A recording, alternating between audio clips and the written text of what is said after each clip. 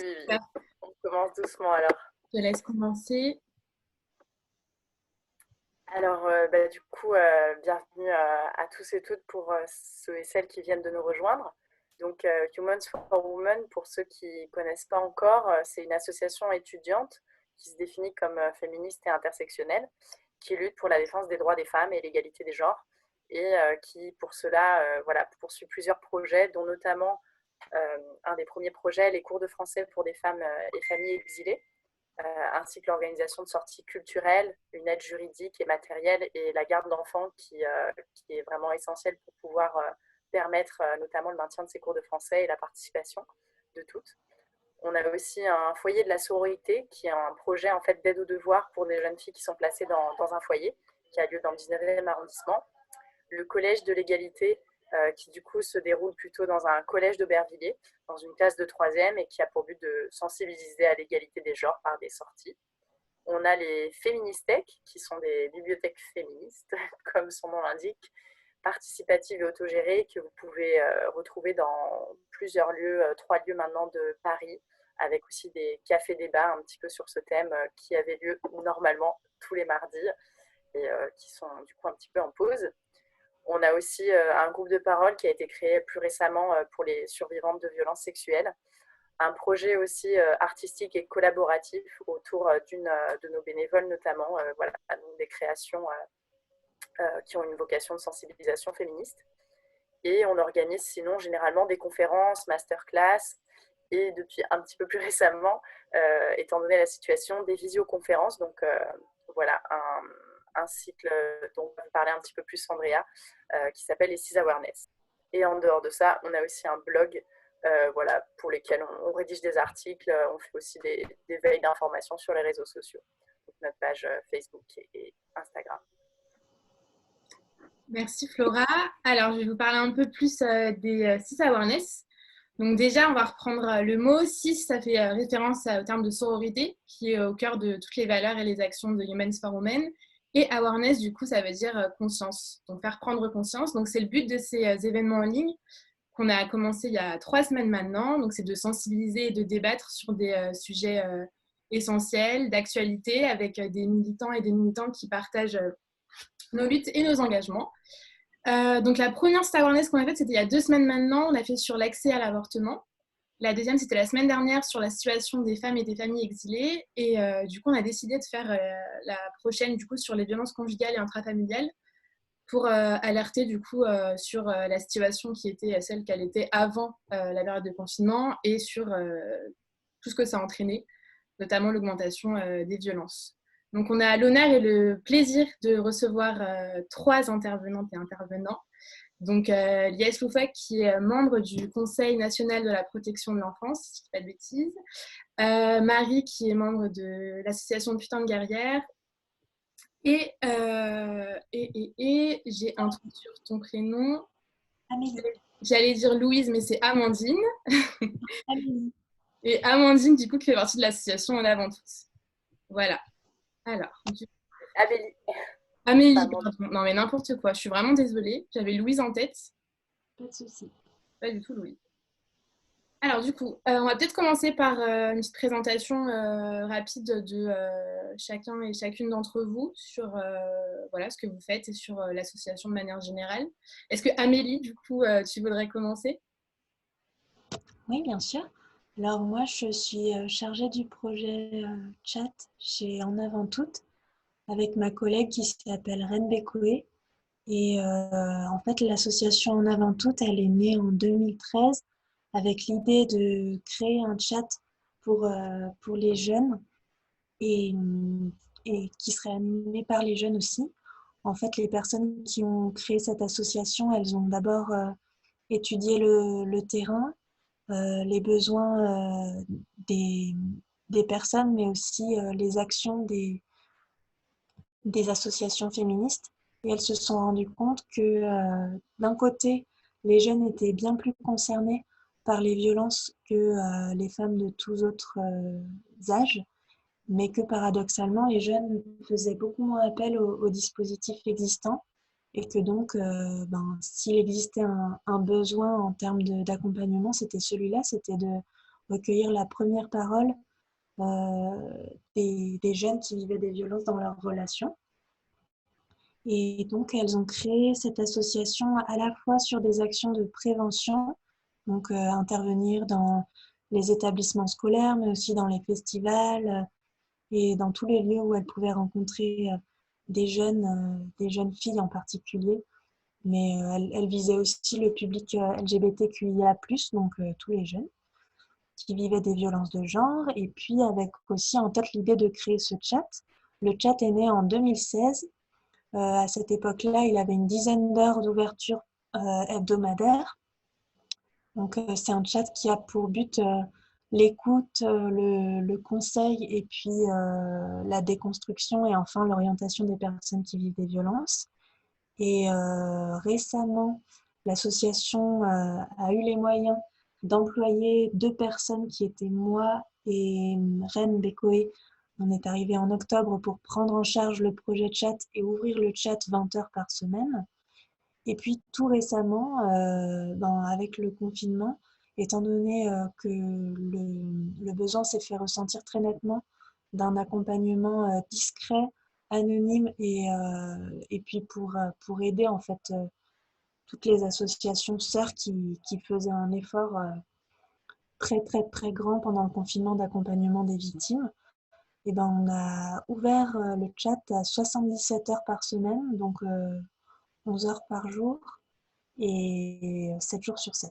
Donc de 10h à 21h et 7 jours sur 7. Et cette fois, ce chat exceptionnel de confinement, dont on espère qu'il pourra continuer à exister sous cette forme, mais on n'a pas encore le moyen de le dire parce que ça nécessite justement des moyens. Mais ce chat s'adresse cette fois à toutes les femmes, alors qu'au départ, le public de l'association, ce sont vraiment les jeunes entre 12 et 25 ans. Voilà. Merci beaucoup, Amélie. Alors, Marie, est-ce que tu veux continuer? J'active ton micro. Normalement, c'est bon? Non? Ah, non, parce que... Super. Ah bah non. ah non.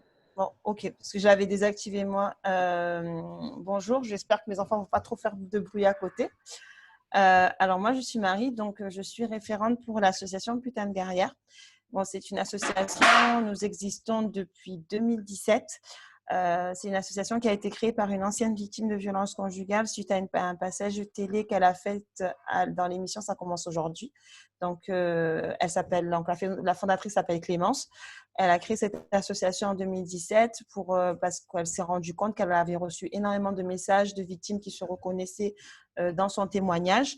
Et donc, elle a décidé de cette création d'association pour, dans un premier temps, pallier un petit peu au manquement qu'elle a pu observer que les victimes en fait avaient en termes d'écoute, de soutien, d'aide, d'accompagnement pour tout ce qui est la mise en sécurité ou l'aide à la mise en sécurité et également l'après quand la personne est sortie des violences. De pouvoir, on va dire, se reconstruire. Dans un premier temps, c'était à travers un accompagnement, par exemple, sur des séances de sophrologie, par exemple, un accompagnement psychologique, etc. Et puis là, en fait, l'association en fait, a grossi. Clémence a décidé pour des raisons qui étaient ses raisons personnelles de confier l'association à Caroline qui travaille avec elle depuis quasi 1 an. Et donc, Caroline a repris l'association. Donc, Caroline est connectée, Caroline Boisnoir, a repris l'association début 2019. Et à ce moment-là, elle a décidé, en fait, au vu de l'implication qu'on avait en tant qu'adhérente sur le groupe de parole, parce qu'il y a le groupe de parole et la page Facebook, et de notre présence, elle a décidé de nous demander si on souhaitait avoir une plus grosse implication, qui était donc de répondre aux messages d'appel à l'aide, d'intervenir, de faire des sortes de campagnes de sensibilisation, comme des journées de commémoration des féminicides qu'on faisait avant le confinement.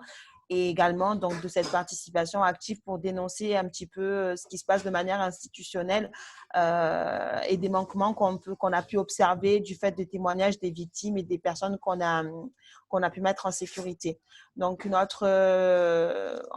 premier lieu, ce qu'on fait voilà, majoritairement, c'est vraiment effectivement de la mise en sécurité que nous faisons quand une victime nous appelle à l'aide, en essayant donc de trouver des hébergements éventuellement d'urgence si il n'y a aucune possibilité d'hébergement sur les associations qui sont dédiées, que nous contactons déjà au premier abord. On contacte également les CDFF, qui sont les centres d'information de droit aux femmes et à la famille. Et on essaye, et aussi on a tout un travail également donc d'écoute et de soutien pour ces femmes-là. Voilà, en gros. Après, l'activité, enfin, je veux dire, il y a énormément de choses parce qu'on constate qu'effectivement, surtout avec le confinement, il y a eu une sorte de boom, malheureusement, des violences conjugales et intrafamiliales, et que ça touche donc les femmes, que ça touche également les enfants. Et c'est pour ça moi, je suis super contente d'avoir Lies Sulfoc avec nous parce que vraiment, on a énormément de problématiques au niveau des femmes que nous suivons et des dysfonctionnements qu'on a pu observer au niveau de la protection de l'enfance. Et c'est bien de pouvoir en discuter, pouvoir en débattre et essayer de voir quelles sont les solutions qu'on peut effectivement apporter aux femmes qu'on accompagne tous les jours. Merci beaucoup. Du coup, bonne transition, Lies. À toi de te présenter. Alors moi, c'est Lies, vous l'avez dit, je suis membre du Conseil national de la protection de l'enfance. Donc c'est un conseil qui est rattaché au service du Premier ministre et qui a pour objectif de conseiller le gouvernement sur les politiques publiques en matière de protection de l'enfance. Il a été créé en 2016 et il va disparaître en novembre sur décision du nouveau ministre chargé de la protection de l'enfance. Parallèlement à ça, je suis éducateur spécialisé et je milite pour la protection de tous les enfants et particulièrement pour la protection des enfants placés. Et je lutte contre les violences institutionnelles au sein des foyers ou des familles d'accueil et plus globalement au sein de l'institution judiciaire parce qu'on rencontre aussi de grosses carences de ce côté-là. Voilà le petit topo. Merci beaucoup, Lies. Pour commencer, est-ce qu'on pourrait faire un petit état des lieux de ce qu'était la situation déjà avant que le confinement arrive au niveau des violences? Donc, je ne sais pas qui veut commencer par prendre la parole. Peut-être Lies, si tu veux commencer. Ouais.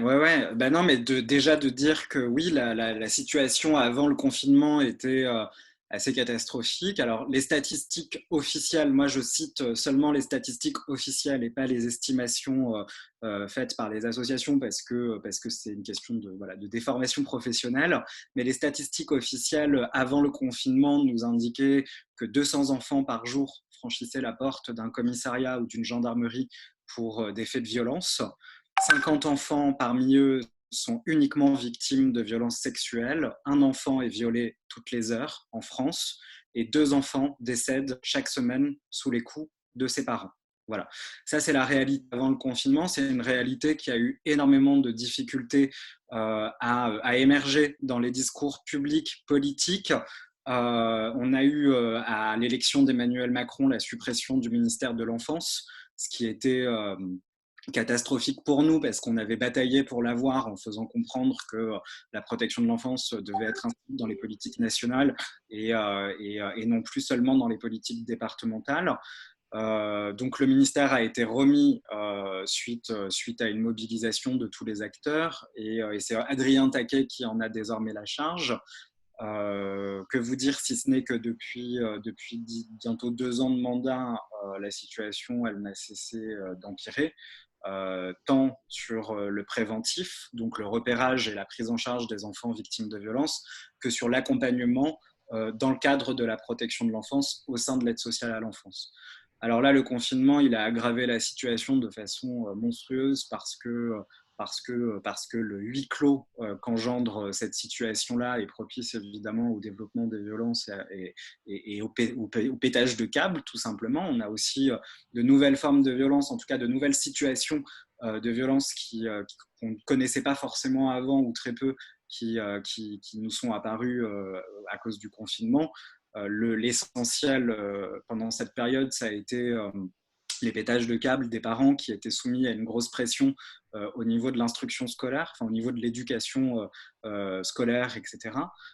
Puisque beaucoup de parents se sont sentis désarmés face à ça et n'ont pas forcément eu les possibilités de conjuguer le télétravail, les soins, les réponses, on va dire, aux besoins fondamentaux des enfants et la scolarité. Donc, ça a généré pas mal de tensions au sein des familles.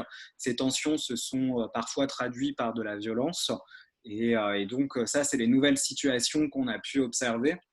Alors, ce n'est pas des situations, en ce qui me concerne, qui m'inquiètent énormément parce que c'est des passages à l'acte qui sont des passages à l'acte dans un instant T et qui ne sont pas forcément des passages à l'acte réguliers et pérennes. Donc, je pense que la meilleure des façons d'aborder ce sujet-là, c'est justement de ne pas culpabiliser les parents et de mettre en place tout un tas de dispositifs qui leur permettent, si on doit être amené à revivre un nouveau confinement, en tout cas, de pouvoir gérer au mieux cette situation-là avec les émotions. Et puis, les autres situations qui, pour le coup, sont beaucoup plus dramatiques, c'est tous les enfants qui ont appelé le 119 pour des faits de violence, parfois et souvent des faits de violence qui étaient antérieurs au confinement. C'est ce que nous indiquait récemment le 119. C'est que les enfants se sont sentis capables ou peut-être ont eu la possibilité plus que d'habitude parce qu'ils ont été sensibilisés au travers des campagnes de communication, je ne sais pas. Le temps nous le dira, hein, le retour d'expérience sur le confinement, il est tout, voilà, on ne l'a pas encore parce que ça vient de se terminer, mais on a quelques éléments, mais pas plus. Et donc, ces enfants-là qui ont appelé le 119 sur la période de confinement faisaient état de violences subies avant le confinement et sur des périodes qui pouvaient être plus ou moins longues. Donc, ça a été justement l'occasion aussi de les repérer, de diagnostiquer des situations qui habituellement passent entre les mailles du filet. Alors, on se rend compte que la majorité des appels au 119 sont des appels de voisins et d'amis d'enfants. Donc ça, c'est pareil, c'est une donnée qui est hyper importante parce que pendant le confinement, les enfants eux-mêmes victimes de violences ont massivement appelé, même si ça ne représente pas la première catégorie d'appelants. La première catégorie d'appelants, c'est vraiment les voisins, et la seconde, c'est les amis des enfants. Donc, ce qui nous montre que les enfants en 2020 sont très connectés et arrivent à trouver des ressources aussi entre eux pour pouvoir se protéger mutuellement. Et ça, j'ai trouvé que c'était un signe finalement assez positif parce que quand on milite en protection de l'enfance, l'enjeu majeur, c'est justement de trouver des outils adaptés à toutes les tranches d'âge, et particulièrement aux enfants en bas âge qui n'ont pas forcément de portable et qui n'ont pas la possibilité de parler. Et donc, voilà, le confinement nous a montré que quand on communique sur le numéro d'urgence pour l'enfance en danger, le 119, et quand on offre des possibilités adaptées aux enfants de pouvoir se signaler, eh bien, ils le font. Le 119 a mis en place un formulaire en ligne qui permet aussi de se signaler par ce biais-là. Donc, pas besoin d'appeler ou d'attendre, etc. Donc, on peut directement faire son témoignage via une plateforme en ligne. Et ça, c'est une revendication que nous, on portait de très longue date, que le 119 s'adapte justement aux pratiques des jeunes et des enfants. Et on sait que les téléphones, ce n'est pas forcément évident pour les victimes parce que souvent les parents sont dans la pièce à côté. Et donc, évidemment, quand on est en confinement, on n'appelle pas le 119 quand les parents sont à côté. Donc là, le formulaire a été mis en place. On demande à ce qu'il soit pérennisé, par exemple. Après, moi, je regrette juste qu'il ait fallu attendre un confinement pour que ça se mette en place. Mais la situation qui me préoccupe le plus actuellement, c'est le post-confinement et l'ouverture un peu du couvercle de cette cocotte minute qui a déjà explosé. On a eu depuis le début du confinement seulement 92 placements à l'aide sociale à l'enfance, alors qu'on a on a eu une augmentation du nombre d'appels au 119 de près de 80%, ce qui est énorme, c'est historique. On n'a jamais eu autant d'appels sur cette ligne téléphonique, et on voit bien que derrière, l'institution a eu énormément de difficultés à se mettre en ordre de marche pour pouvoir agir pendant le confinement et protéger les enfants dans l'urgence, parce que c'est des situations qui sont des situations d'urgence. Donc, seuls 92 enfants placés, et donc beaucoup non pris en charge actuellement, qui ont pourtant signalé des violences dont ils pouvaient être victimes. voilà, l'enjeu, je ne sais pas si quel est mon timing ou pas. Je n'ai pas d'idée, donc dites-moi comme ça. Peut-être qu'on peut laisser la parole à Marie et Amélie pour qu'elles nous parlent de la situation avant le confinement. Et de toute façon, après, tu pourras revenir Ok, sur d'autres, notamment les ça mesures marche. qui ont été mises en place et tout. Donc voilà. Super. Ok. Et normalement, on a 1 heure, un peu plus, donc il n'y a pas de problème. Merci beaucoup, Lies. Est-ce que Amélie ou Marie, vous voulez prendre la parole? Sur la situation avant le confinement, c'est ça? Oui. Tu veux parler en premier, Marie, ou tu veux que j'y aille? Ça t'est égal? Tu peux y aller, il n'y a pas de souci. Ok. Nous, avant le confinement, on était donc on s'adresse on s'adresse aux jeunes filles en particulier, on s'adresse aux jeunes LGBTQIA+, et on s'adresse à la fois aux personnes qui vivent des violences dans leurs relations amoureuses, mais plus largement dans leurs relations affectives, donc ça peut être intrafamilial aussi. Et puis, étant donné la forme particulière que prend notre accompagnement, c'est-à-dire l'accompagnement par écrit, eh bien, on est un accès privilégié au premier accompagnement pour toute une catégorie de public, c'est-à-dire bon, évidemment les jeunes, mais parmi les jeunes, les personnes excisées, par exemple.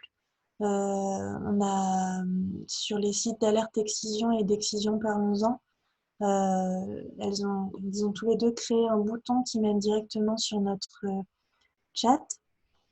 On est aussi en partenariat étroit avec l'association francophone de femmes autistes, qui est présidée par Marie Rabatel, parce que les personnes autistes, eh bien, c'est plus compliqué pour elles d'avoir un rapport oral avec une personne qui va les effrayer davantage qu'un rapport écrit.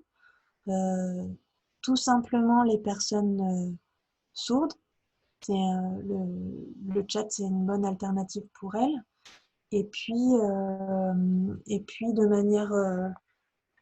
manière générale, les toutes jeunes personnes, les enfants,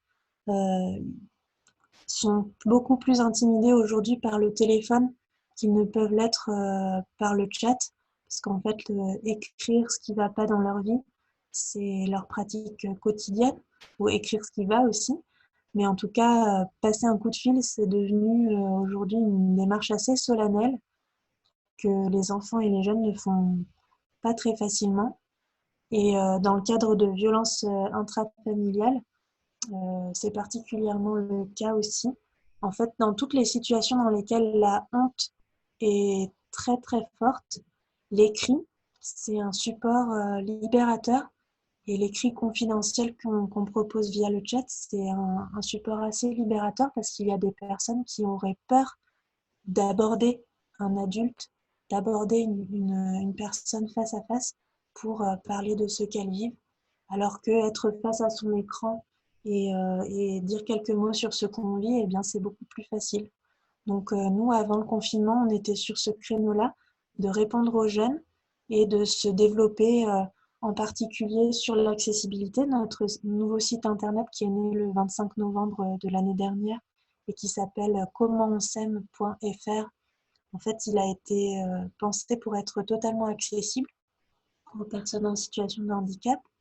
Et puis, on souhaitait à la fois développer l'angle de l'accessibilité, toujours dans le cadre de notre politique sur les jeunes, l'accessibilité aux personnes en situation de handicap, développer aussi l'accès du public victime de mutilation féminine, et puis aller toujours plus loin dans l'accompagnement des jeunes. Voilà à peu près où on en était avant le confinement. Merci beaucoup, Amélie.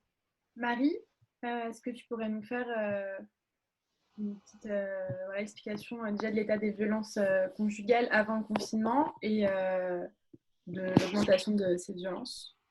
Alors, avant le confinement, déjà au niveau on va dire des féminicides, passage à l'acte total, on était à 28 féminicides avant le confinement. C'est ce que nous avions comptabilisé, dont un féminicide qui s'était déroulé en début d'année entre femmes de même, entre un couple de deux jeunes femmes. La situation, elle était assez problématique après le 25 novembre, après le Grenelle, puisqu'il y a le Grenelle qui avait été annoncé donc le 3 septembre 2019 et qui s'est achevé le 25 novembre, avec des mesures qui ont été annoncées, mais des mesures qui ne vont pas, on va dire, qui ne vont pas pardon, j'ai désactivé.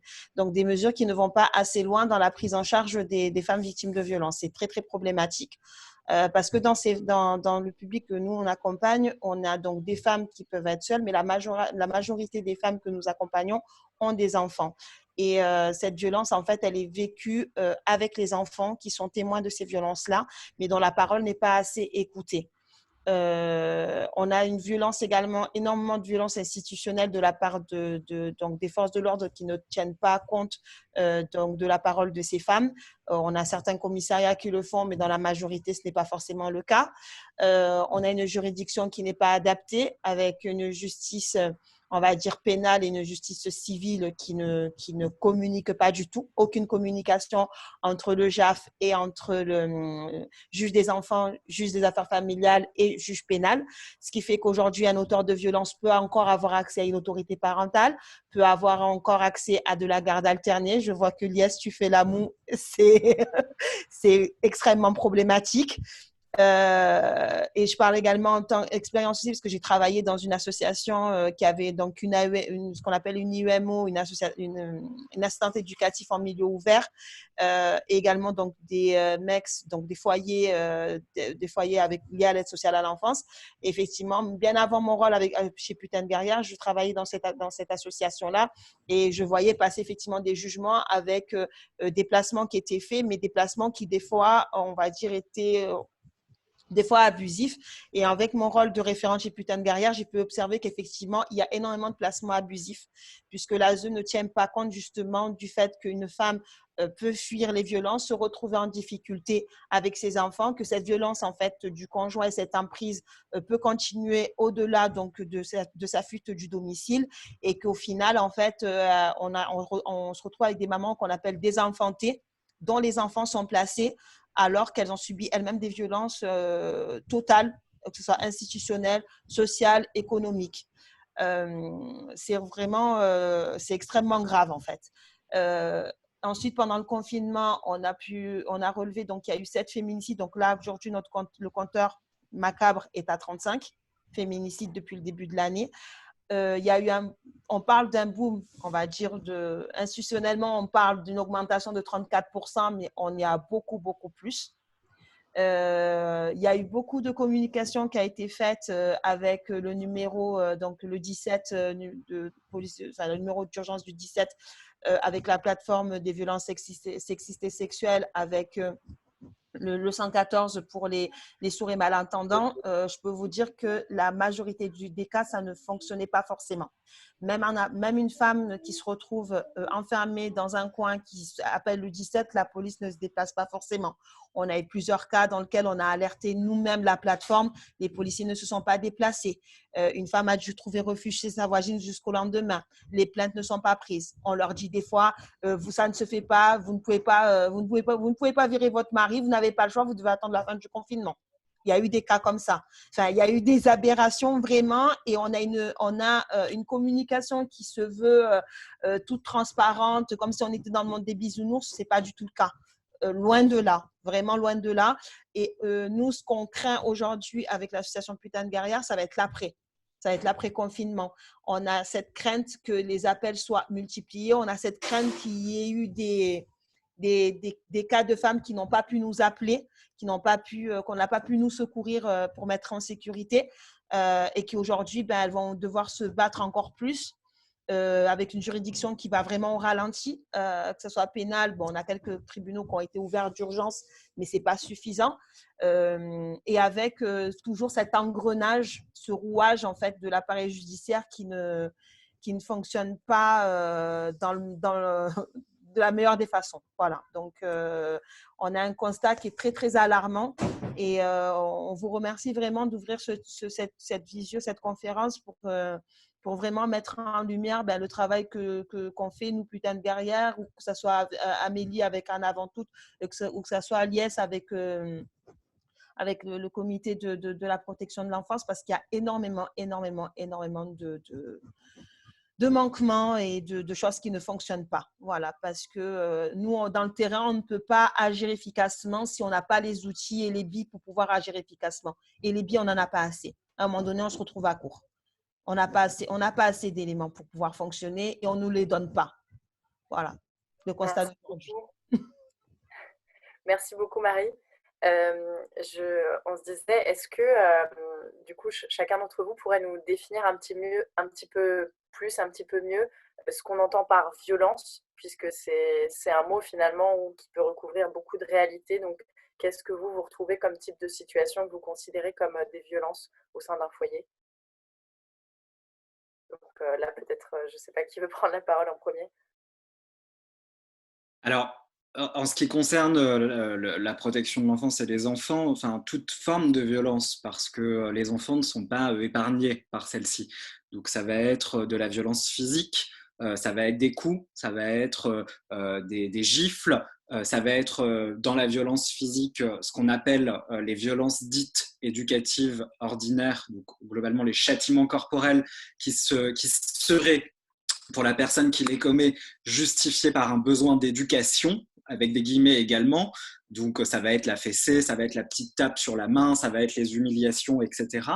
D'ailleurs, il y a une loi qui a été votée l'année dernière, il y a 2 ans maintenant, et qui les interdit, donc dans le Code civil, qui prévoit justement que dans le Code civil, l'autorité parentale ne peut s'exercer, l'autorité parentale ne doit pas s'exercer, j'ai bugué, l'autorité parentale doit s'exercer sans violence, voilà. On a les violences sexuelles qui sont massives. Les premières victimes en France des violences sexuelles, ce sont les enfants et particulièrement les filles. Donc ça, c'est important de le rappeler. On va avoir les problématiques, les violences, donc les violences sexuelles, les violences physiques, les violences psychologiques aussi, et le harcèlement en fait partie. Voilà, on a un panel malheureusement extrêmement large des violences et des tortures quasiment qu'on peut faire subir aux enfants aujourd'hui dans notre société. Est-ce que Marie ou Amélie voulaient ajouter quelque chose sur cette définition des violences?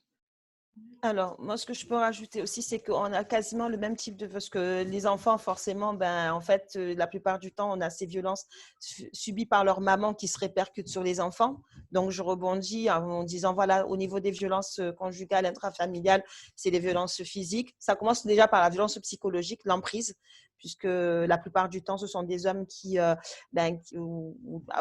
va dire plus minoritairement des fois des femmes, mais ce sont des personnes donc qui se positionnent vraiment en tant que personne, on va dire, il y a un cycle en fait, il y a tout un cycle qui se met en place, il y a une lune de miel qui commence où tout le monde il est beau, tout le monde il est gentil, et puis après on arrive à une phase où on commence à rentrer petit à petit dans l'emprise. Et après, il y a ensuite un passage à l'acte qui est la violence physique, morale, économique, avec des fois des femmes qui sont même privées de leurs moyens, privées de se déplacer, avec des téléphones fouillés sans arrêt, elles sont épiées, surveillées, elles ne peuvent pas sortir toutes seules. Enfin, il y a une grosse emprise et un gros cercle qui se met en place.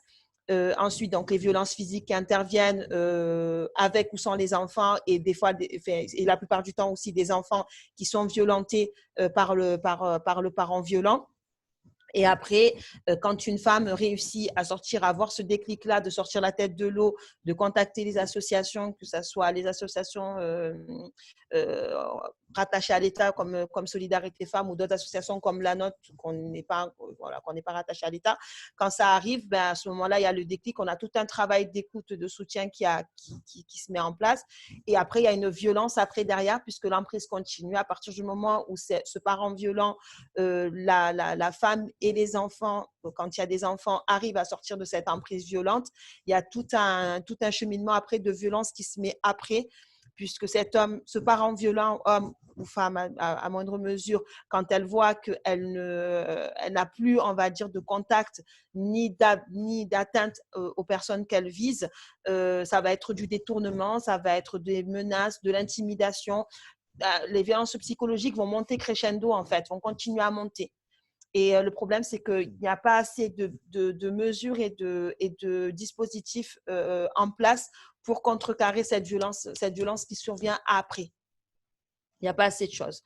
Voilà, donc le panel, comme dit Lies, il est hyper vaste en fait au niveau des violences et ça ne devrait pas exister, mais malheureusement ça existe et on est là, on lutte et on combat tous les jours pour que ça n'arrive plus. Merci beaucoup Marie. Amélie, est-ce que tu vas ajouter quelque chose? J'active ton micro. Alors moi, il y a déjà beaucoup de choses qui m'ont été dites. Je vais essayer d'ajouter des choses qui n'auraient pas encore été.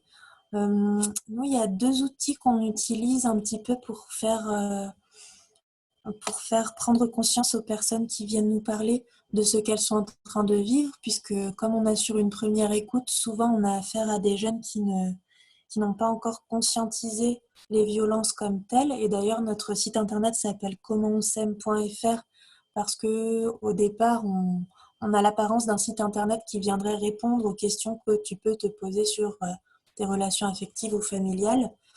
Et puis, en fait, on parle que de violence sur ce site-là, enfin, principalement. Et donc, en premier lieu, on essaye d'aider les personnes à faire la distinction entre le conflit et la violence. Donc, on essaye de leur faire comprendre que quand on est en conflit avec quelqu'un, c'est quelque chose d'assez normal, ça peut arriver, mais en tous les cas, dans le cadre d'une relation égalitaire, les points de vue des 2 personnes seront entendus. Tandis que dans le cadre d'une relation de domination ou d'une relation violente, eh bien, c'est toujours la même personne qui aura raison et c'est toujours la même personne qui pourra s'exprimer tandis que l'autre ne pourra pas s'exprimer.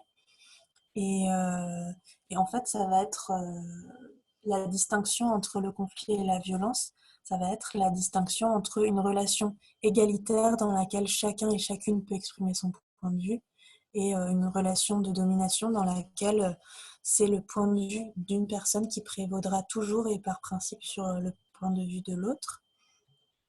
Et puis une deuxième chose peut-être qui n'aurait pas encore été évoquée et que nous on utilise en chat, c'est ce qu'on appelle l'iceberg des violences sexistes. C'est-à-dire que les coups et l'humiliation, la violence psychologique et toutes les violences qui ont déjà été évoquées par Marie et puis par Lies, c'est un peu la partie émergée d'un iceberg. Mais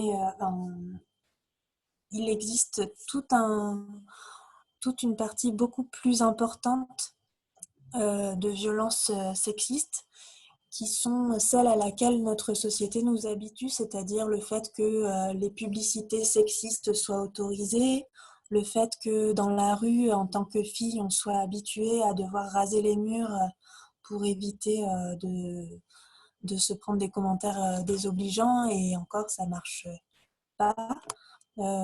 Tout le contexte patriarcal, en fait, qui crée une situation sociale dans laquelle la femme est inférieure à l'homme et la voix de la femme est moins crue et moins entendue que celle de l'homme.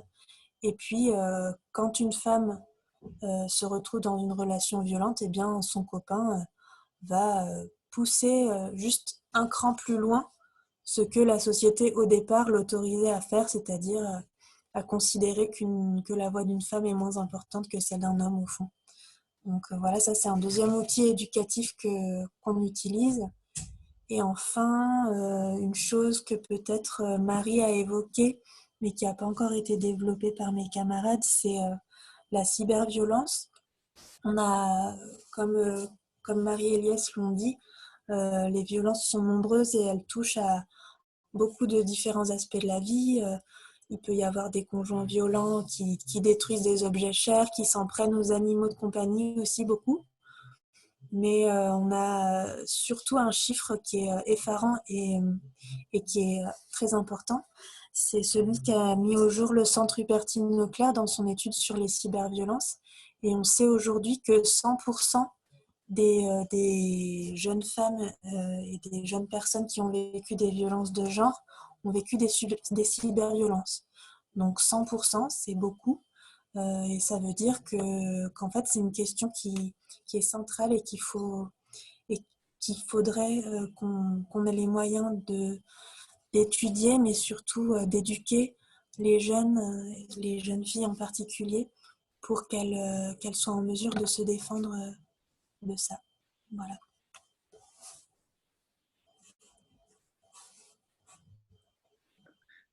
Juste, moi, c'est bon, Amélie, ou pas? Ouais, c'est bon. Ok. Je voulais rebondir sur les propos de Marie.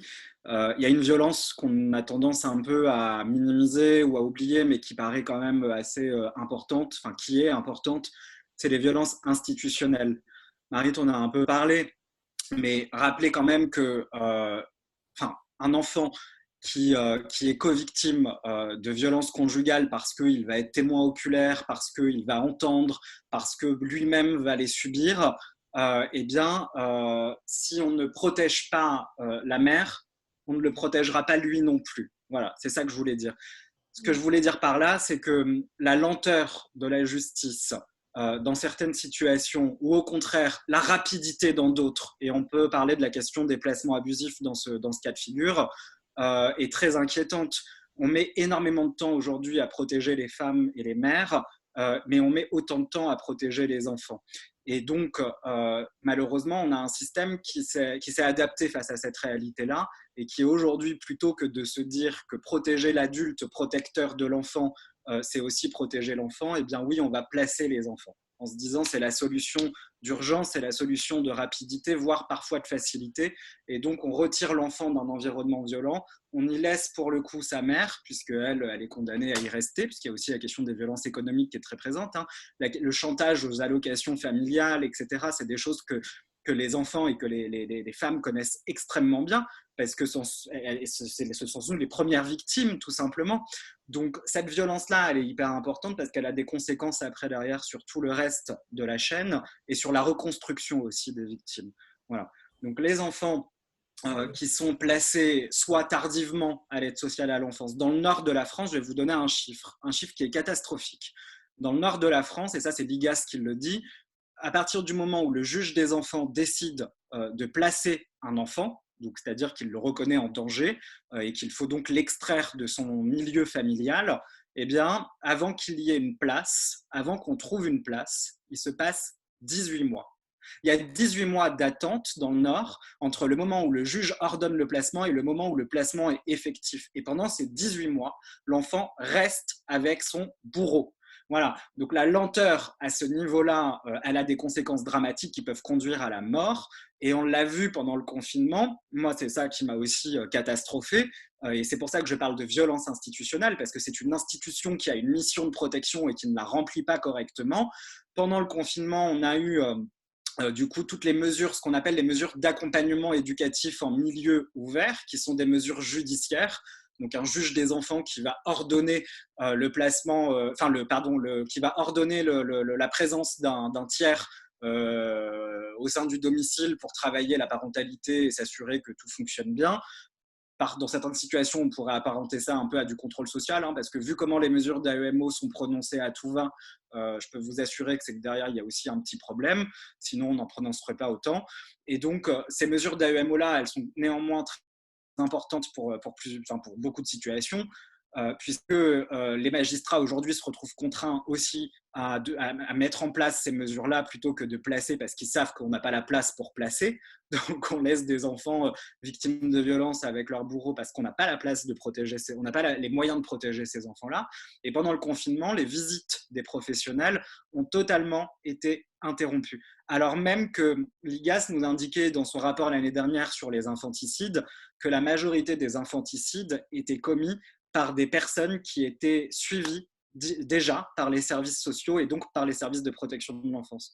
Et ça, quand on sait que la majorité des enfants qui meurent en France ont des parents qui sont suivis par les services sociaux et qu'on refuse aux services sociaux, qu'on interdit aux services sociaux de se rendre au domicile en période de crise, eh bien ça pose clairement question et puis ça nous indique que finalement il y a des morts qui sont acceptables. Voilà, moi c'est un peu la leçon, alors je suis désolé, c'est un peu dur de le dire comme ça, mais c'est la leçon que je retiens de tout ça aussi. Idem, là, je vois que ma copine Aurore Le Goff est là et c'est formidable. J'espère qu'elle pourra prendre la parole tout à l'heure parce que Aurore Le Goff se bat contre une des plus grosses violences institutionnelles que l'on connaît, c'est le maintien de l'autorité parentale. Le maintien de l'autorité parentale à tout prix est une honte dans notre pays. Des pères incestueux gardent l'autorité parentale sur des enfants. Moi, j'ai connu des situations où des enfants avaient même l'obligation, parce que le père avait des droits de visite au parloir, donc les gamins étaient contraints d'aller au parloir rencontrer le violeur, quoi.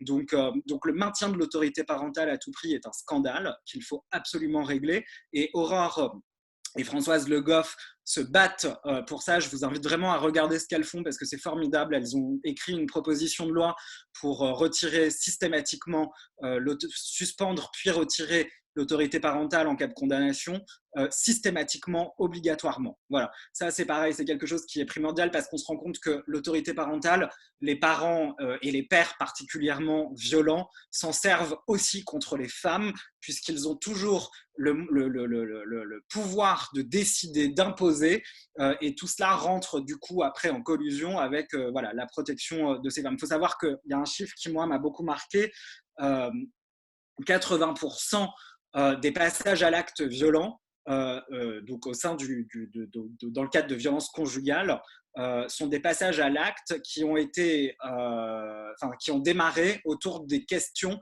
qui concernent l'enfant directement. Voilà. Donc ça, c'est pareil. C'est une donnée, moi, qui me paraissait assez importante. En fait, l'enfant, au sein d'une famille, et particulièrement quand il y a des violences conjugales, est un enjeu pour maintenir aussi une domination. Et ça, il ne faut pas l'oublier, il ne faut vraiment pas l'oublier. Il y a vraiment beaucoup de boulot à faire là-dessus pour qu'on avance et qu'on garantisse tous les garde-fous suffisants pour que les femmes et les enfants soient réellement protégés. Effectivement, Lies, il a tout dit. Il a tout dit parce que c'est sur ces principes-là qu'on se bat tous les jours. On a des mamans qui se retrouvent impuissantes. J'en ai plusieurs que je suis, qui vraiment ont des histoires à faire arracher le cœur, des histoires d'inceste de parents. On en voit tout le temps. C'est systématique. C'est une aberration que l'autorité parentale ne soit pas retirée, ou que même de se dire on met en place des visites médiatisées, même ça, nous, on y est quasiment contre. On se dit oui, c'est la solution, on va dire, la première qu'il devrait avoir et pas du tout qu'il y ait de garde partagée, parce que des fois, on a même des gardes alternés avec des conjoints violents qui continuent à asseoir leur emprise parce que, comme le dit Lies, les enfants sont un enjeu. À ce moment-là, le passage à l'acte, effectivement, se déroule parce que il y a une mésentente et une colère autour de la garde de l'enfant. J'ai une pensée pour Gulsine, cette jeune femme sur Besançon qui a été tuée devant ses enfants lors même pas d'un passage de bras. Il n'avait pas le droit de l'approcher. Mais c'est pareil, ils ne respectent rien parce que les forces de l'ordre il y a une impuissance dans tout. Une impuissance notoire donc des forces de l'ordre qui n'appliquent pas, qui ne prend pas, enfin, jusqu'à pas longtemps, les plaintes n'étaient même pas prises. Une femme, quand elle demande à porter plainte, on lui dit non, vous faites une main courante. À quelle heure on fait une main courante quand il y a des violences? C'est pas possible. Voilà. Lies a dit la majeure partie des choses sur lesquelles voilà, on est en train de se battre, où on est en train d'essayer de faire en sorte que les choses puissent avancer et qu'on arrête de marteler un discours qui n'existe pas. Voilà, qu'on arrête de nous mettre en avant des chiffres, de mettre en avant des choses, des procédures qui sont mises en place, des process qui sont mis en place. Je veux dire merci, mais à un moment donné, non, c'est pas assez. Donc, j'ai une amie qui est connectée, là, qui est médiatrice sociale, Boutaïna, qui est là avec nous aussi. Boutaïna, avec qui des fois on travaille sur des situations. et qui effectivement relèvent des dysfonctionnements. Vous pouvez les lire sur la partie des commentaires. On a des retours au domicile, des femmes qui décident de partir, mais qui aujourd'hui en plein confinement, on leur dit de ne pas partir alors que c'est vital. C'est une mise en sécurité qui est vitale. Et aujourd'hui, les accueils de jour ou les accueils d'hébergement ne sont pas faits correctement, ne sont pas faits du tout. Il n'y a pas de place.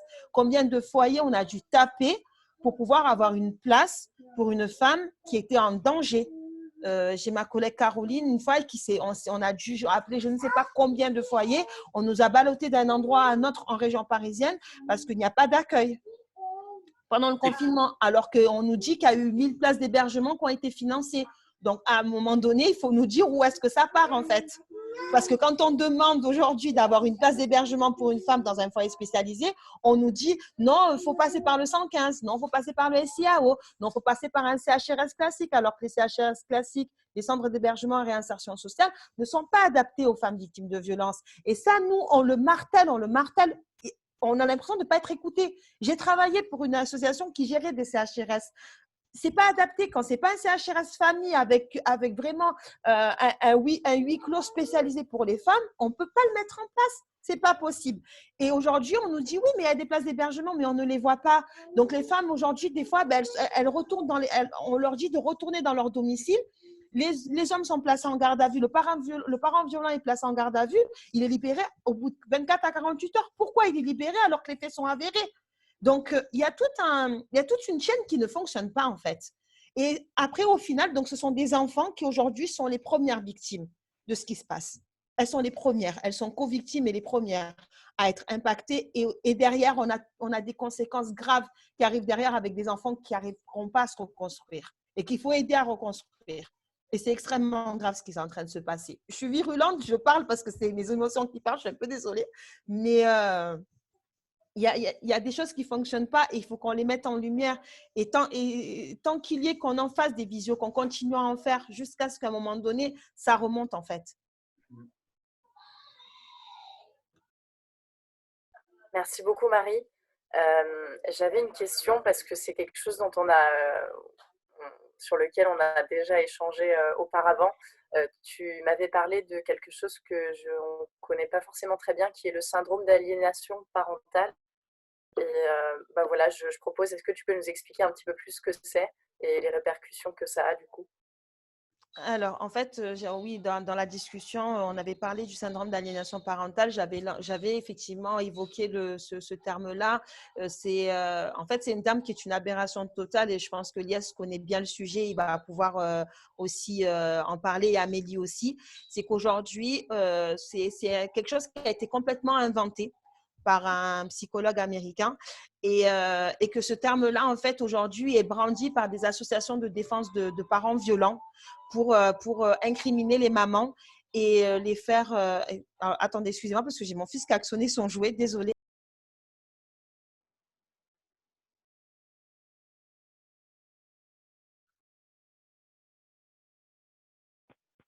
Désolée. Donc, je disais qu'en fait, c'est un terme qui a été complètement inventé par ce psychologue-là et qui est brandi aujourd'hui par des associations de papas, de parents violents pour incriminer les mamans. Aujourd'hui, on accuse des mères qui veulent protéger leurs enfants. On les accuse en fait d'avoir cette emprise qui n'en est pas une, mais ce principe de protection qu'elles ont parce qu'elles protègent d'un parent violent, d'un parent incestueux, d'un pervers narcissique, pour employer un terme un peu à la mode, mais ce qui malheureusement existe. Ils utilisent ça pour justement désenfanter ces mamans et leur enlever leur garde. C'est complètement aberrant.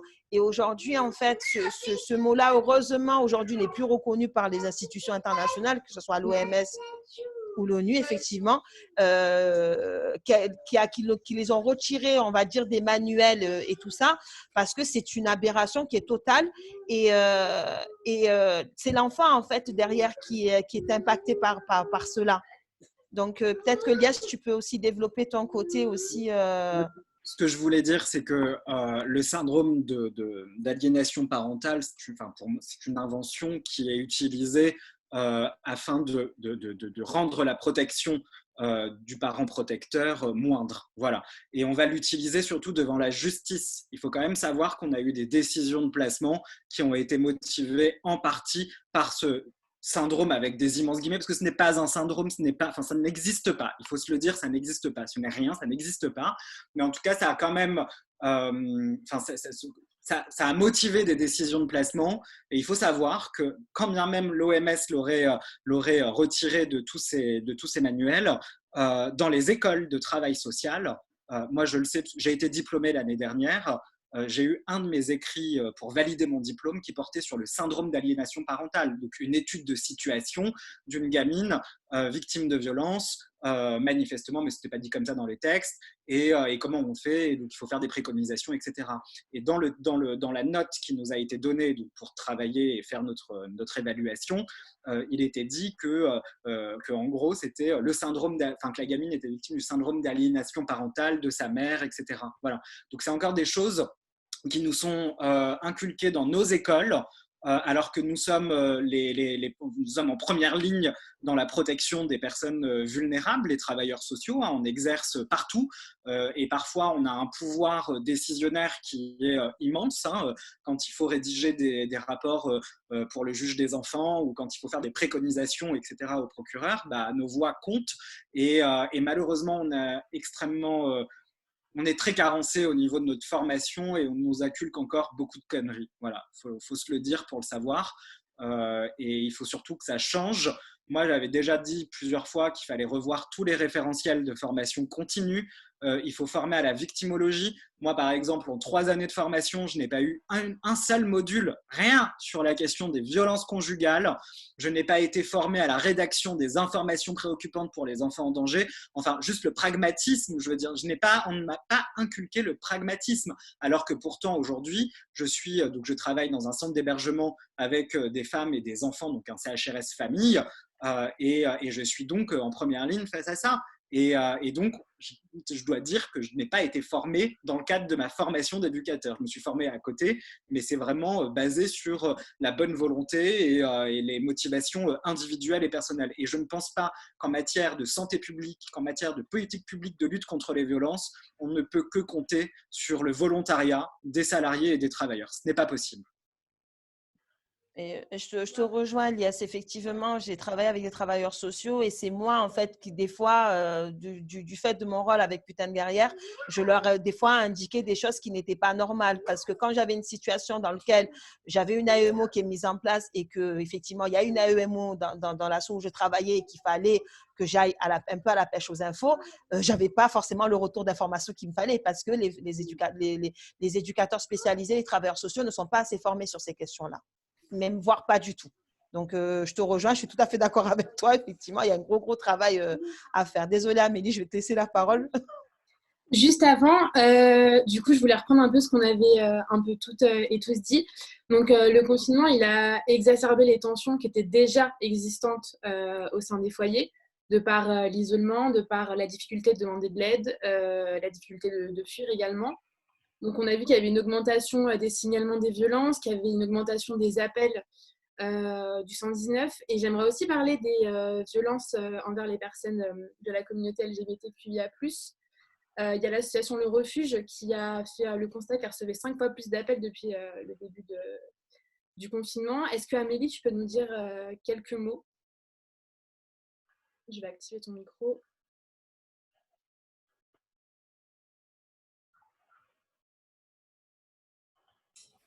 Normalement, Est-ce que je super. Est-ce que tu peux dire aussi un mot sur la question Exactement. précédente? Oui, tout à fait. Ok, juste pour compléter sur l'aliénation parentale, je vous rejoins complètement, Marie et Liès. Et dans une société patriarcale, les institutions sont patriarcales, y compris la justice et les écoles.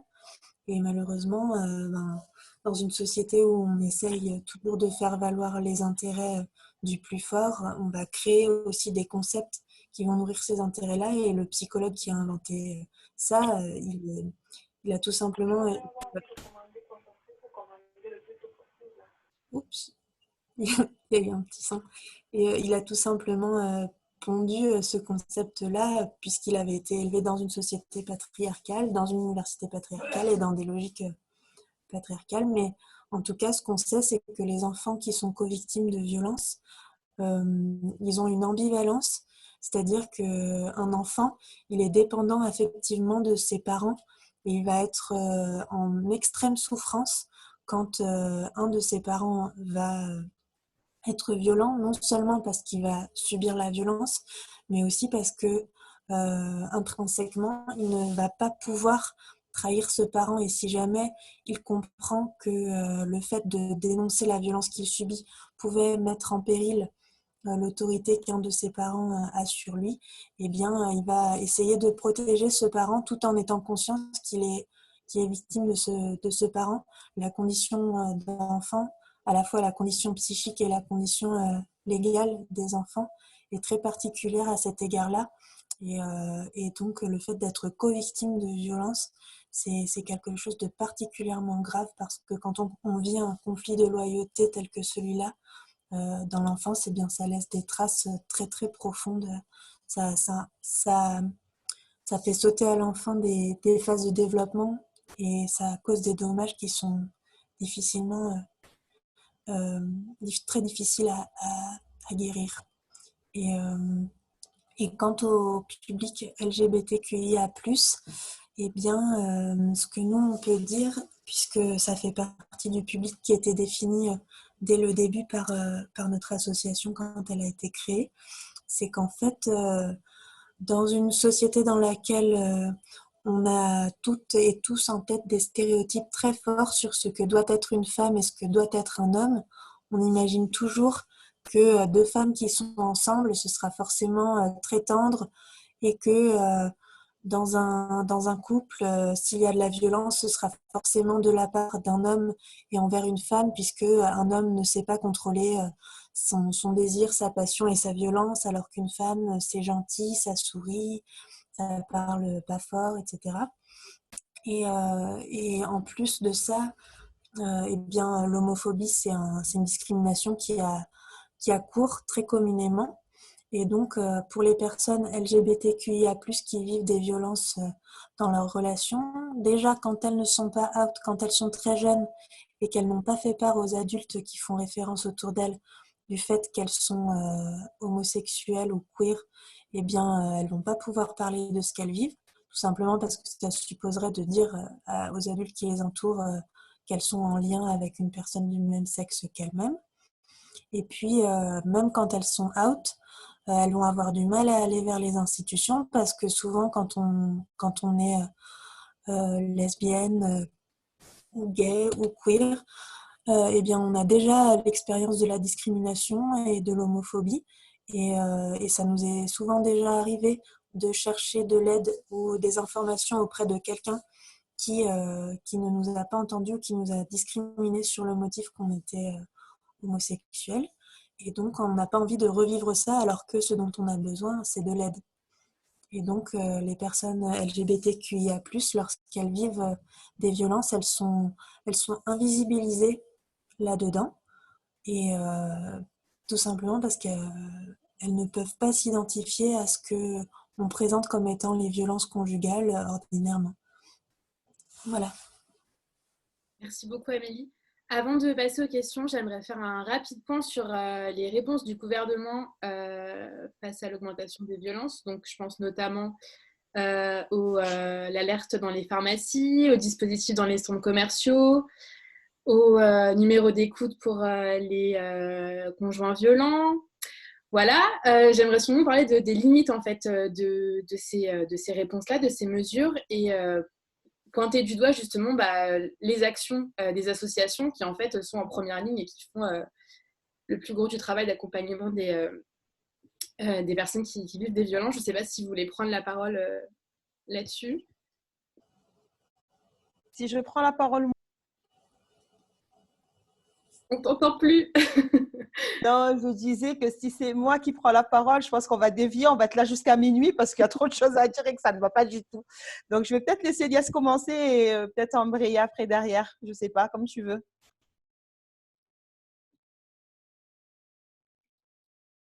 Normalement, c'est bon. Ouais. C'est bon. Je disais, il y a 15 000 choses à dire sur le sujet et c'est vrai qu'on ne peut pas rentrer dans tous les détails, mais juste enfin, sur les enfants LGBTQIA+, il faut savoir aujourd'hui qu'au même titre que sur la prise en compte des enfants co-victimes de violences conjugales, on a vraiment aussi une carence de formation sur cette thématique et sur ces problématiques spécifiques. Il y a très peu de placements qui sont motivés de protection des enfants qui sont motivés pour cause d'homophobie. Voilà. Alors qu'on sait que l'homophobie, elle commence aussi parfois dans l'environnement familial et qu'on peut être victime de ses parents quand on dévoile son orientation sexuelle. Et donc, beaucoup d'enfants ont été victimes de violences parce que les parents étaient homophobes. Et malheureusement, ces situations-là, on se rend compte qu'elles passent aussi souvent entre les mailles du filet. Il y a très peu de repérage, les professionnels ne sont pas forcément repérés suffisamment pour qu'on aille les solliciter, les voir, et puis les dispositifs ne sont pas non plus adaptés. Au même titre que pour les personnes LGBTQIA+, dans les centres d'hébergement classiques, donc les CHR, les centres d'hébergement d'urgence ou les centres d'hébergement et de réinsertion sociale, eh bien les dispositifs de protection de l'enfance, les MEX, les foyers de l'enfance, ne sont pas non plus adaptés pour ces publics parce que c'est aussi des lieux où il y a beaucoup de discrimination, d'homophobie entre jeunes, entre enfants. Je peux en parler parce que j'en ai moi-même été victime dans un des foyers où j'ai été placé. Et là, on se rend compte que même parfois, les professionnels, les éducateurs eux-mêmes peuvent être violents et homophobes. Donc cette réalité, il ne faut surtout pas l'occulter, il faut aussi la prendre en compte, notamment dans les zones rurales, on a tendance à les oublier, mais quand le gouvernement met 300 000 € sur la table pour héberger les jeunes LGBTQIA+, 300 000 €, on ne va pas se mentir, c'est peanuts, hein, c'est vraiment très peu, ce n'est pas du tout le budget annuel d'un centre d'hébergement d'urgence, c'est ridicule, 300 000 €. Et quand on sait que ces 300 000 €, essentiellement, elles ont été données à une seule, majoritairement, hein, globalement à une seule association, c'est le Refuge, qui n'est pas implanté partout en France, hein, il faut le rappeler, qui est implanté essentiellement dans les métropoles, Montpellier, Paris, et puis alors dans les Outre-mer aussi, je crois. Enfin, ils ont quelques antennes quand même en zone rurale, mais très peu. Eh bien, ces 300 000 € pour l'hébergement et la protection pendant le confinement sont largement insuffisants s'il faudrait couvrir à la fois les métropoles et les zones rurales qu'on a tendance un peu à oublier et dont je rappelle quand même qu'il y a très peu d'associations LGBT qui arrivent à se former et à se créer parce que c'est des zones où voilà, on a des difficultés à se déplacer, parce que souvent on préfère aller dans les grandes villes, etc. Donc tout ça, il ne faut surtout pas l'oublier parce que c'est des préventions, c'est de la prévention qu'on n'arrive pas à faire dans ces zones-là. Et il ne faut surtout pas les perdre de vue. Voilà. Sur la gestion du gouvernement en matière de protection de l'enfance et sur les consignes qui ont été données aux établissements, moi, honnêtement, je vais vous dire, je suis catastrophé.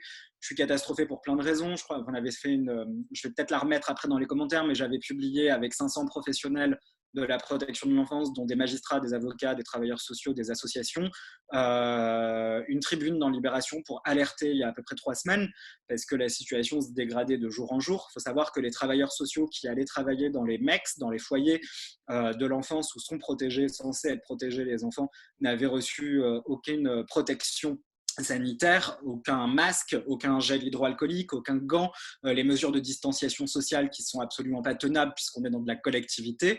Et malgré cela, le gouvernement a fait passer une ordonnance qui autorise les établissements médico-sociaux à augmenter, à dépasser leur capacité d'accueil jusqu'à 120%. Et ça, c'est un scandale, c'est un vrai scandale. Parce que 120%, quand on dit aux établissements, bah écoutez les gars, vous allez ouvrir des places, vous allez dépasser vos quotas et vous allez faire du sureffectif parce qu'on n'a pas créé de nouvelles places et qu'on est en carence de places, en tension toute l'année, eh bien ce n'est rien d'autre que d'offrir une rampe de lancement au virus. Et le gouvernement, en publiant cette ordonnance en âme et conscience, a pris le risque de mettre en danger des enfants, des centaines et des milliers d'enfants dans ces lieux-là. Et ça, c'est pas normal, c'est quelque chose qui est à dénoncer, parce que l'augmentation des capacités d'accueil, quand on parle de protection de l'enfance, c'est aussi réduit. Pardon, je suis désolé, je suis confus parce qu'il y a 15 000 trucs à dire, mais il faut savoir qu'on a fait passer cette ordonnance-là qui permet justement cette augmentation des capacités d'accueil, alors même que dans certains territoires, on était en sous-effectif de plus de 50%. Il y avait un travailleur sur 2 qui était à son poste dans les foyers, donc avec un manque d'encadrement, un manque de protection évident. Donc c'est aussi voilà, dans ce contexte-là que cette ordonnance elle s'est inscrite, et ça c'est choquant. L'autre ordonnance qui a été passée par le gouvernement visait à protéger, enfin c'est pas une ordonnance, c'est un amendement dans le cadre du projet de loi Covid qui a été porté par Muriel Pénicaud, visait justement à protéger les sortants de l'aide sociale à l'enfance, donc tous les enfants victimes qui ont été protégés à un moment donné par l'institution, par l'aide sociale à l'enfance, qui atteignent leur majorité, donc pour les protéger au-delà de leur majorité et éviter de les remettre à la rue et de les mettre à la rue pendant le confinement. Donc du coup, cet amendement rend obligatoire leur prise en charge sur cette période-là, chose qui n'est pas, enfin c'est pas le cas le reste de l'année. Hein. Il faut savoir qu'en France, on a quand même une personne sans domicile fixe sur 4 qui est un ou une ancienne enfant placée, donc ancienne victime de violence. Hein, voilà, parlons clairement. Et donc on n'a aucun scrupule à les remettre à la rue le reste de l'année.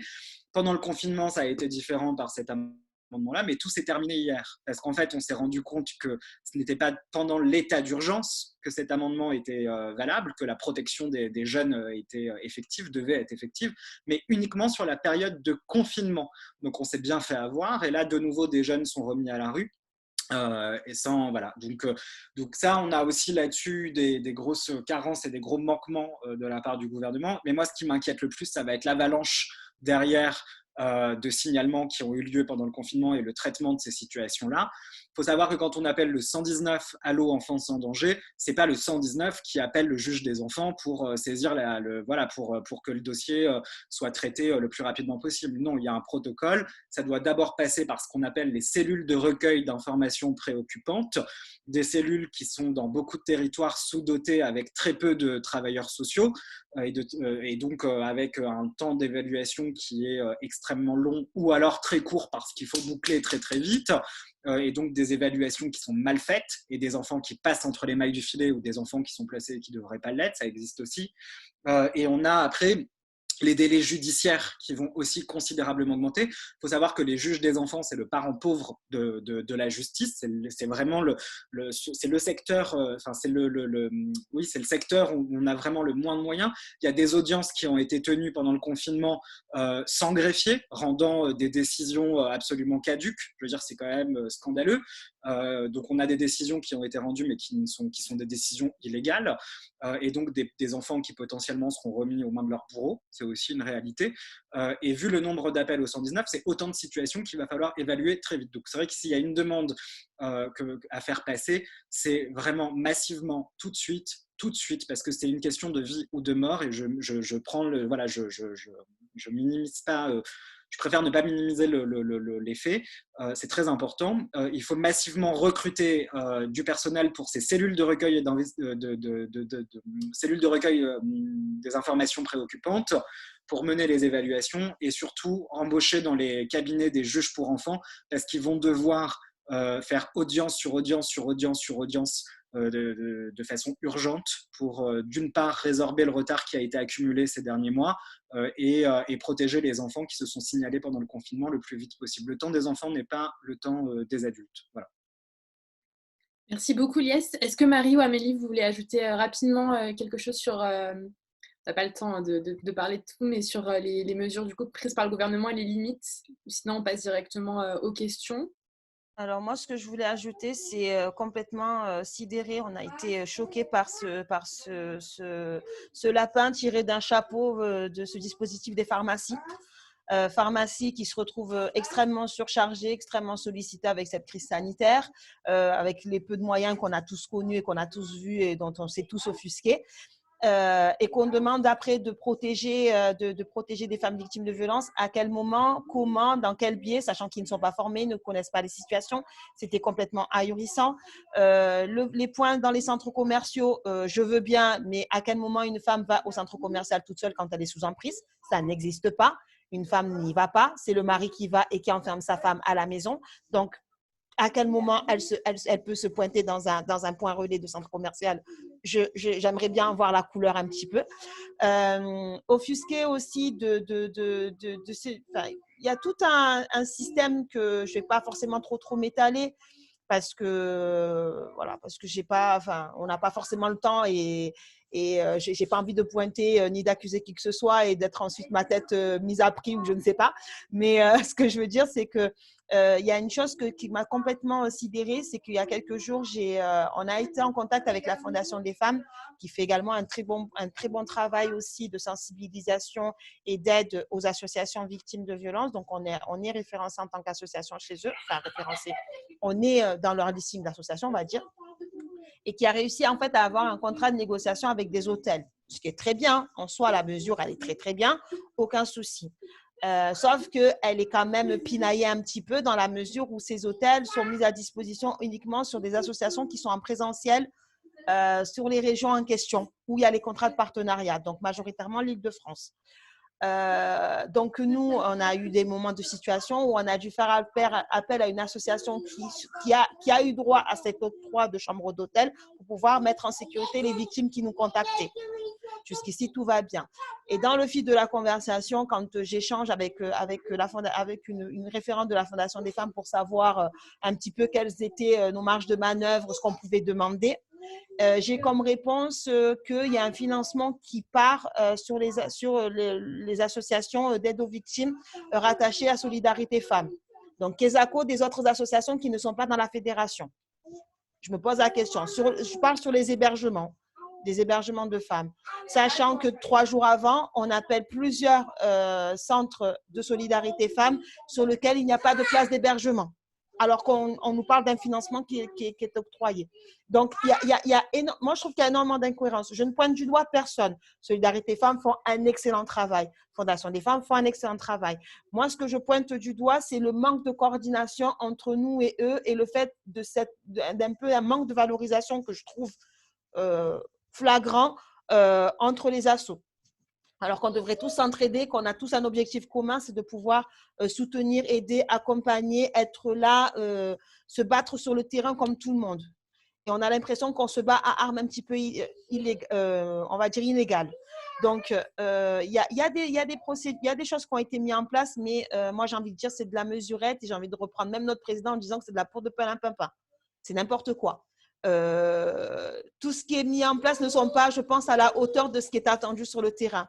Quand on voit que le budget était de 0,0007%, donc 560 millions d'euros de budget, alors qu'on demande 1 milliard et qu'on a même des personnes telles que Muriel Robin, telles que des personnalités qui sont même montées au créneau, qui sont parties rencontrer le Premier ministre, etc., et qu'elles sont ressorties de cette réunion complètement effarées.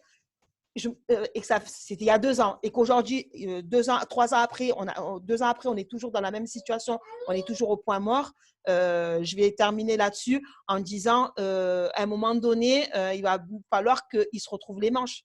Il va falloir qu'à un moment donné, parce que l'après-confinement va être extrêmement dur pour nous. Je parle pour nous, putain, derrière, je parle pour Amélie avec Cannes avant tout, je parle pour Ilyes, je parle pour toutes ces associations qui sont sur le terrain, je parle de ma copine Boutaïna qui est médiatrice sociale, qui se bat comme une dingue pour pouvoir reloger des personnes, des femmes victimes de violences et leur faire prendre conscience que ce qu'elles vivent est grave. Je parle d'Aurore Le Goff, de Florence Le Goff, de toutes ces femmes et ces hommes qui sont sur le terrain, qui se battent tous les jours. On va morfler, comme on dit chez nous à Marseille, ça va être très, très compliqué. Donc, il va falloir vraiment qu'il y ait des choses qui soient mises sur la table, qu'il y ait des mesures qui soient prises, qu'on ne parle pas dans le vent. Voilà. Parce que pour l'instant, je pense que les mesures qui ont été prises, elles ne sont pas à la hauteur. Vraiment pas du tout. Du tout, du tout.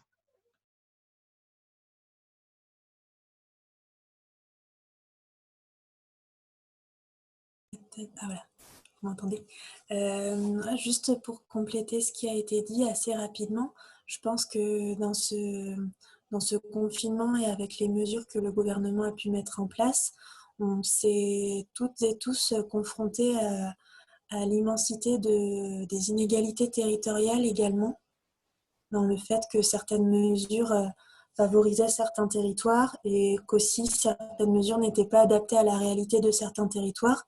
Quand on habite dans un tout petit village et que le pharmacien est pote avec notre conjoint, eh bien, on ne va pas demander un masque 19 à notre pharmacien, par exemple.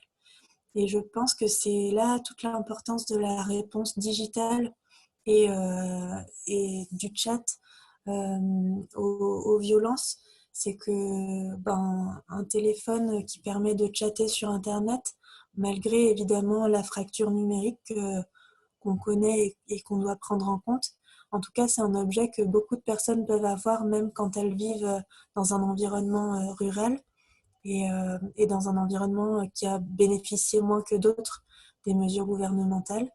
Et je pense que c'est très important et même révolutionnaire de faire de l'Internet un moyen de lutter contre les violences, encore une fois, parce que l'accès à l'Internet est mieux partagé.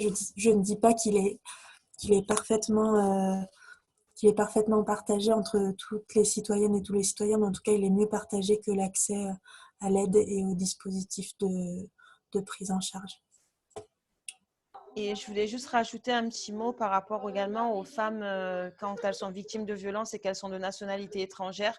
Il y a une initiative qui a été lancée par Women for Women France qui est extraordinaire. Vraiment, elles ont fait… je les avais contactées au tout début quand j'avais intégré Putain de Guerrière, mais elles n'avaient pas encore assez d'ampleur à l'époque. Mais j'aimerais souligner le travail de cette association-là, de l'association Women Save aussi, qui se bat au quotidien dans le secteur de 78 pour les femmes dans la reconstruction. Il y a également une nouvelle association avec qui nous partageons également les mêmes valeurs, qui est Hélène Rebirth, qui pareil, qui est une ONG qui se bat également sur le terrain pour les femmes et hommes victimes de violences conjugales, avec également un pôle sécurité pour accompagner les femmes quand elles doivent porter plainte, etc. Donc, il y a des initiatives qui sont lancées par plein d'associations et les femmes de nationalité étrangère, en fait, elles se retrouvent vraiment dans des situations qui sont extrêmement graves, que ce soit pour elles ou pour leurs enfants, parce qu'il y a des mesures qui sont, on va dire, dans les trames, dans les bouquins, dans ce que vous voulez, mais qui ne sont pas du tout appliquées dans la réalité, avec des femmes qui sont même menacées d'expulsion alors qu'elles ont été victimes de violences, alors que légalement, à partir du moment où une femme de nationalité étrangère, titre de séjour ou pas, quand elle est victime de violences conjugales, avec une saisie de ses documents, de tout ce qui peut être administratif et dans un emprisonnement, on va dire vraiment le mot emprisonnement, normalement, le conjoint est normalement évincé, une plainte est prise et cette femme doit être régularisée et pouvoir avoir accès à un logement et à une vie plus sereine. Et ce n'est pas le cas. Et donc, il faut vraiment pouvoir continuer à se battre et à ce que tous ces publics-là soient reconnus, que ces femmes soient reconnues en tant que victimes, que ces enfants soient reconnus en tant que victimes et qu'on continue le combat et on n'arrêtera pas, on ne lâchera pas. Merci beaucoup Marie. À ce sujet-là, je voulais juste revenir sur la visioconférence qu'on a organisée la semaine dernière avec les associations Cali, Paris d'Exil et Un petit bagage d'amour, qui sont des associations qui sont en premier plan pour les femmes et familles exilées. Donc je vous invite à aller regarder l'enregistrement de la visioconférence qui sera bientôt sur notre page YouTube si elle va bien charger. Voilà, c'est un échange extrêmement important et très intéressant sur ce sujet. Voilà, on va passer aux questions. Flora, je te laisse la parole. Oui, alors du coup, il y a eu beaucoup d'interventions, de réactions sur le chat. Donc voilà, c'est hyper riche déjà, merci beaucoup. On se dit, il y a peut-être certaines personnes qui aimeraient poser leurs questions directement, prendre la parole au micro. N'hésitez pas dans ce cas à envoyer peut-être un petit message en privé à Andrea. Et sinon, du coup, je vais me permettre de lire la question qui avait été posée par Clem. Donc c'était sur le sujet des violences faites aux enfants et ados LGBTQIA dans l'environnement familial. Elles sont souvent insidieuses, leurs conséquences récurrentes et le risque de suicide. Or, les numéros d'urgence spécifiques sonnent dans le vide. Avez-vous des éclairages sur ce point? Donc je ne sais pas qui veut répondre. Peut-être plus Amélie. Oui, plus Amélie. Oui, ce serait plus. Donc, c'est une question précisément sur les conséquences que peuvent avoir les violences intrafamiliales que vivent les personnes LGBTQIA+, c'est ça? Oui. Oui, et sur le fait que du coup, les dispositifs apparemment n'étaient pas réactifs et que les numéros d'urgence spécifiques sonnent dans le vide. On a un petit peu traité la question, mais… Oui. En ce qui concerne les conséquences, on sait que les personnes LGBTQIA+, sont, comme les femmes, beaucoup plus susceptibles de vivre des violences avant l'âge de 25 ans que plus tard. Donc en fait, pour une femme, pour les personnes LGBTQIA+, on n'a pas les chiffres, mais pour une femme, on sait que 2/3 des violences qui vont être vécues au cours d'une existence entière vont être vécues avant l'âge de 25 ans. Et étant donné que ces oppressions systémiques sont les mêmes pour les femmes que pour les personnes LGBTQIA+, on se doute que ce chiffre est sans doute valable pour les personnes LGBTQIA+, et que souvent ces violences-là commencent dans la famille. On sait aussi que le fait de vivre des relations violentes au plus jeune âge, que ce soit intrafamiliales ou affectives, ça nous vulnérabilise, et ça fait que si plus tard on est amené à vivre à nouveau des violences, on va être infiniment moins en mesure de s'en défendre et de prendre des mesures qui vont nous permettre de nous en extraire. Donc voilà, je pense que les personnes LGBTQIA+, en plus, on sait qu'elles sont à l'âge adulte, proportionnellement, elles sont davantage précaires, puisque comme elles sont susceptibles d'être discriminées également sur le marché de l'emploi, eh bien, ça en fait un public tout choisi pour les violences, et le fait que ces violences-là commencent au sein même de la famille, c'est aussi un des facteurs qui détermine ce public-là à vivre des violences, et qui fait qu'il faut absolument prendre en compte les besoins propres à ce public-là dans une politique globale de prise en charge des violences. Merci beaucoup, Amélie. Je vais donner la parole à Héloïse. Ah, il y a Elias qui veut... Je te laisse... J'active ton micro. Non, c'était juste peut-être une précision. Qu'est-ce qu'on entend par numéro d'urgence? Parce qu'aujourd'hui, les numéros pour les personnes victimes d'homophobie, de lesbophobie, de transphobie sont essentiellement des numéros qui sont gérés par des associations. A contrario, par exemple, le 119, c'est un GIPED, c'est un groupement d'intérêt public avec un financement paritaire de l'État et des départements. Donc c'est du 24/24, 7/7. On peut considérer ça comme un numéro d'urgence parce qu'ils sont en lien avec les services de police et peuvent éventuellement déclencher des interventions de police. Les numéros des associations ne sont pas des numéros d'urgence. Le numéro d'urgence, c'est le 17, et c'est important de le dire parce que dans les situations les plus graves, il ne faut pas passer par les lignes associatives. Il vaut mieux appeler le 17 si on est en péril imminent ou si on est dans un danger très grave. Voilà. Je voulais juste, c'était parce que souvent on fait un peu cet amalgame-là entre numéro d'urgence, numéro associatif, et qui n'ont pas, enfin, ça n'a pas ça n'a pas le même but, ça n'a pas la même vocation, et ils ne peuvent pas agir de la même façon. Mais par contre, peut-être que ce qu'on a pu vivre pendant cette crise en tant que personne LGBTQIA+, pourrait inciter le gouvernement à mettre en place, comme pour le 119, un groupement d'intérêt public qui permettrait d'avoir une gestion de lignes d'urgence. Voilà, ça serait une des solutions, et je pense que je pense que les associations la partagent également. Merci beaucoup pour cette précision. Je vais donner la parole à Héloïse qui s'est manifestée sur le chat de l'association LOBA. Alors normalement, je vais pouvoir...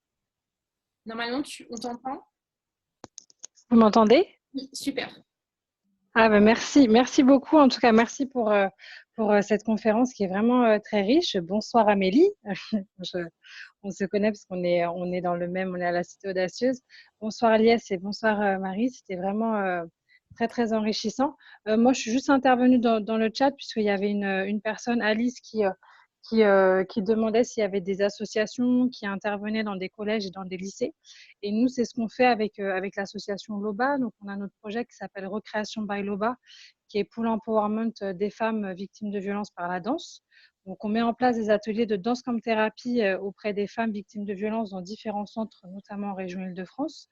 Et au-delà de ça, parce qu'on s'est rendu compte que c'était essentiel de travailler avec les femmes victimes de violences, et surtout de pouvoir leur redonner du pouvoir d'agir, mais qu'il était important de sensibiliser la nouvelle génération, que ce soit les lycéens, les lycéennes, et d'intervenir assez tôt pour que quand on est dans des relations amoureuses ou autres, Aussi avec le chat, nous on travaille, on réoriente beaucoup parfois les jeunes sur le chat d'en avant toutes, qu'ils puissent se poser des questions dès le collège et le lycée sur comment se passe un peu la relation amoureuse.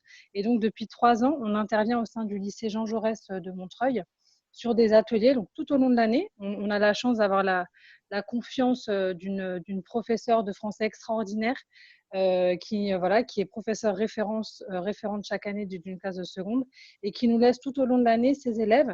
Et en fait, on monte des projets avec eux. Donc nous, à la base, notre thématique de base, c'est le viol utilisé comme arme de guerre en République démocratique du Congo.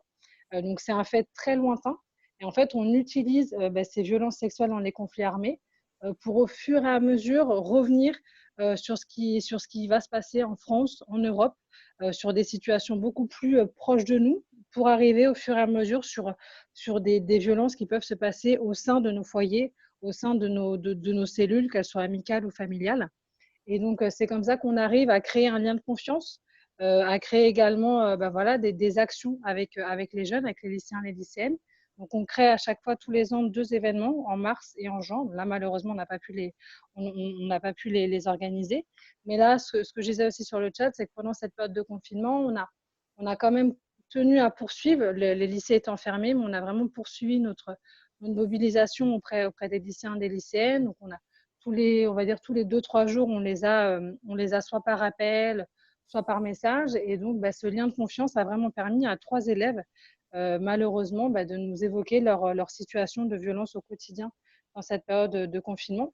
Donc, nous, ça a vraiment été une période d'accompagnement, d'écoute avec ces personnes, de voir un peu bien sûr, de donner les numéros d'urgence, comme vient de dire Liès, d'orienter également vers des chats si vous voulez plus d'informations. Et on s'est vraiment rendu compte, comme vous l'avez dit au tout début de la conférence, de la difficulté vraiment de communiquer, d'aller vers ces numéros ou d'appeler, parce qu'en situation de confinement, les parents sont à côté, les parents ont accès au téléphone. Donc, c'est vraiment tout ça qui a été compliqué. Là, nous, ce qu'on essaye de plus en plus de faire, et je terminerai vraiment par ça pour vous laisser la parole, ce qu'on essaye vraiment de faire, c'est ce qu'on avait au programme ce mois de mars et également pour ce mois d'avril. On avait beaucoup alors on appelait ça des conférences, mais c'était des mini-interventions dans des lycées, dans des collèges sur la sensibilisation. Donc la sensibilisation, bien entendu, sur notre thématique de base, qui est le viol comme arme de guerre en République démocratique du Congo, et également sur qu'est-ce qu'on fait au sein de notre projet, sur à la fois lier le mouvement et la parole, et pour effectivement éveiller, sensibiliser à la fois les collégiens, à la fois les lycéens et les lycéennes. On a de plus en plus de collèges et de lycées qui sont demandeurs de ces interventions-là, parce qu'ils se rendent bien compte qu'il y a des questions qui se posent, et parfois les professeurs ne sont pas toujours à même de pouvoir y répondre. Donc, ils font appel à des intervenants et des intervenantes extérieures, et on essaye d'y répondre au mieux. Donc, merci beaucoup à vous pour cette conférence ce soir, et on essaie de continuer le combat toutes et toutes ensemble. Merci beaucoup, Héloïse. Je vais donner la parole à Talia qui s'est manifestée. Amélie, tu voulais ajouter quelque chose ? Non ? Ok. Je vais donner la parole à Talia, et ensuite, j'ai Aurore et Marguerite, normalement. Alors. Je vais peut-être sûrement m'absenter. Vous allez peut-être voir mon micro coupé, ma caméra coupée, parce que je t'avais expliqué, Flora, que on était mois de Ramadan, donc c'est un petit peu tard. Donc, au cas où, si vraiment il y a une question qui interpelle l'association, Caroline Boisnoir est connectée, donc elle peut éventuellement y répondre. Merci beaucoup pour ta présence. Elle est juste là.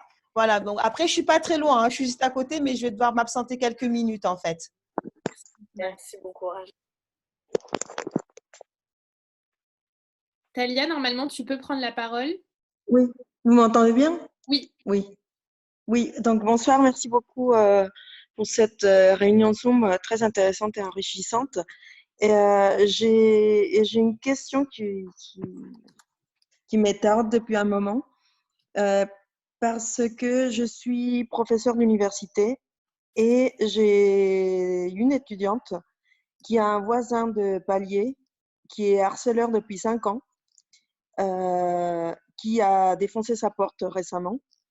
Et grâce à l'association Women Safe, elle a pu sortir de cet endroit. Enfin, il y a eu des choses qui ont pu être faites. Mais je me demande dans quelle mesure on peut assimiler un voisin comme quelqu'un de proche ou de la famille? Parce que, juste pour revenir au lien de confiance, bah, cette élève, elle m'a écrit, elle m'a fait un appel d'urgence alors que je suis juste une chargée de TD quelconque. Et heureusement, j'ai pu réagir, mais mes autres collègues n'ont pas réagi. On m'a tous dit allez voir la police, etc., alors que la police fait rien. Et donc, je me dis que si c'est quelqu'un qui est très proche, même géographiquement, je ne sais pas si juridiquement ça peut être assimilé à ça. Et il y a une autre histoire pareille, enfin, c'est pas pareil, mais j'ai une voisine qui a été violée par un voisin qui est juste en face de chez moi. Et ce voisin est libre. Il a eu 6 mois de sursis. Et il a ses enfants, il a sa femme. Et ma voisine est devenue alcoolique. Enfin, elle est dans une détresse terrible. Moi, j'ai peur aussi parce que je vis en face d'un violeur qui a été condamné en plus. Et je me demande encore dans quelle mesure des gens qui vivent juste en face de chez toi peuvent être considérés comme des proches. Et parce que quand on appelle le 119, on vous dit bah, c'est pas votre conjoint, bah, c'est pas ici. Et la police ne se déplace pas forcément pour d'autres affaires. Donc voilà. Sur l'entourage, est-ce que le voisin peut être considéré comme un proche ou un membre de la famille? Et donc, est-ce que l'infraction peut être caractérisée de cette façon-là? Non, parce que le Code civil il définit ce qui relève de la famille. Donc, en matière d'infraction pénale et notamment de crimes sur les violences sexuelles, on a des explications du Code civil sur ce qu'est la famille. Donc, ça va être les frères, les sœurs, le père, la mère, les tantes, les oncles, les grands-parents. Si c'est une famille recomposée, ça peut être le beau-père aussi également. Mais le voisin ne rentre pas dans ce cas de figure. Donc ça sera sur un autre, enfin, ça relèvera pas des violences intrafamiliales et ça ne sera pas caractérisé comme tel. Ok, merci. Merci beaucoup, Talia. Je vais laisser la parole à Marguerite. Alors, où es-tu? Normalement, tu peux prendre la parole.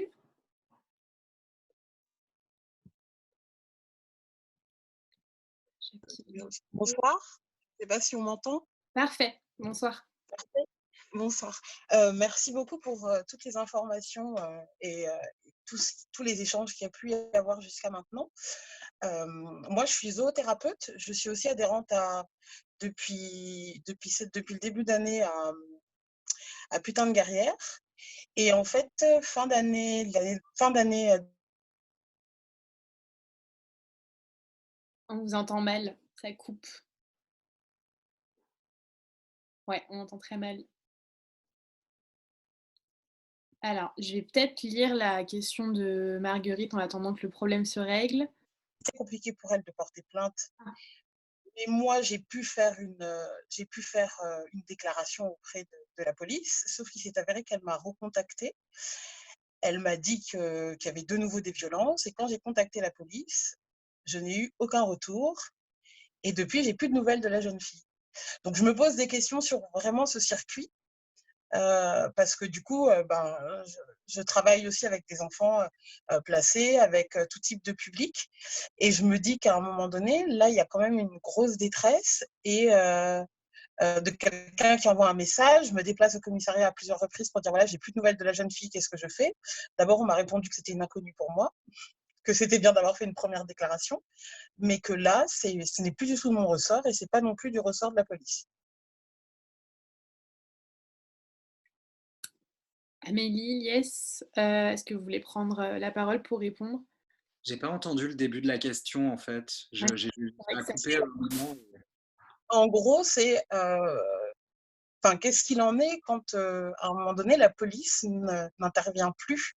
Là par exemple, la jeune fille, j'ai reçu un message où elle me disait j'ai vraiment besoin d'aide, est-ce que quelqu'un peut m'aider? Et en me déplaçant, on m'a dit que ça ne me regardait plus, que c'était bien d'avoir fait une première, ils appellent pas ça une main courante, mais c'est une déclaration, j'ai signé un truc sur une déclaration sur l'honneur, voilà, de quelqu'un en plus qui était connu des services de police pour violence. Et quand j'y suis retournée pour dire, voilà, la jeune fille m'a envoyé ce message et je n'ai plus de nouvelles d'elle, elle ne répond plus, on m'a dit que cela ne me concernait plus. Elle est mineure ou elle est majeure? Elle est majeure. Et Caroline qui demande sur le chat si elle a porté plainte. Non, elle a en fait, ce qui s'est passé, c'est qu'il nous a suivis. Moi, je l'ai prise en voiture la première fois et il nous a suivis et devant le commissariat, il l'a menacée. Et au moment où la police est sortie du commissariat, parce que je dis il est présent, il est là, ils sont sortis, elle a refusé de rentrer. Elle a remonté tout en haut des marches et elle a dit je ne rentre pas. Donc c'est vrai qu'elle n'a pas porté plainte. Mais elle a reconnu qu'elle avait vécu des violences sur le trottoir à ce moment-là. Elle a dit oui, mais vous inquiétez pas, il a l'habitude de me frapper. Enfin, elle a reconnu des choses quand même devant eux. Mais du coup, ils ont dit qu'ils pouvaient rien faire d'autre, quoi. J'ai activé le micro de Caroline si elle veut vous répondre. Bien ou pas?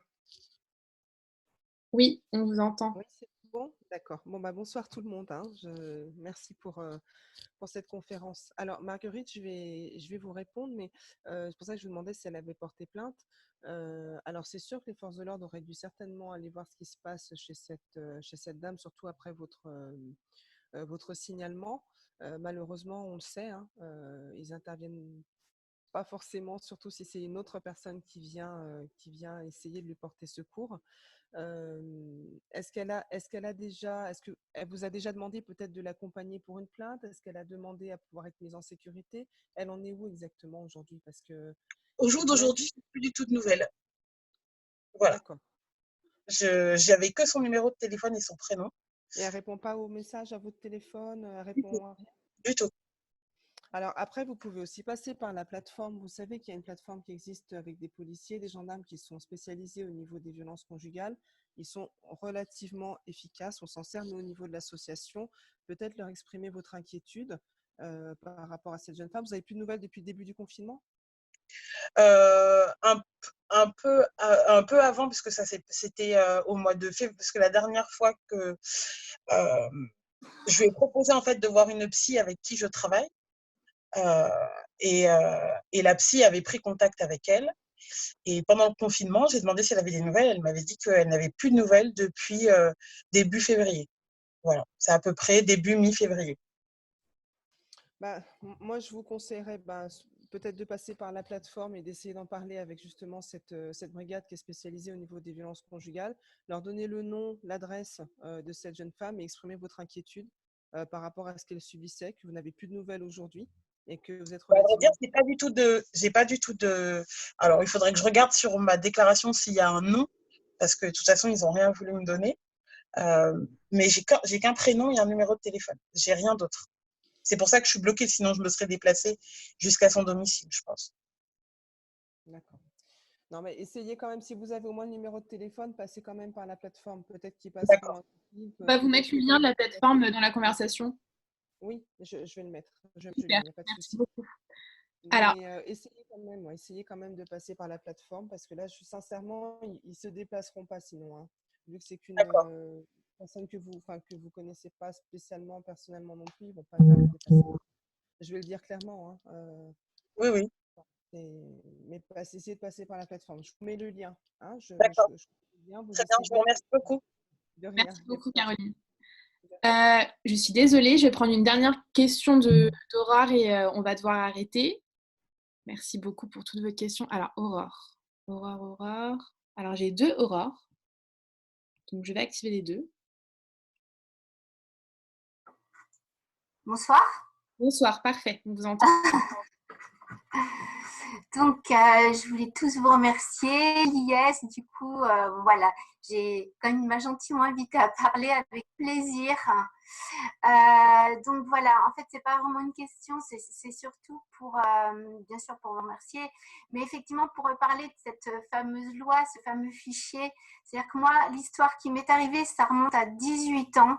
On est toujours marqués, ma fille et moi. Donc moi, j'ai vécu des violences conjugales et elle a été agressée sexuellement par son père.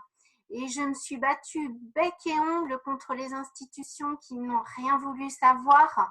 Du coup, il a gardé son autorité parentale.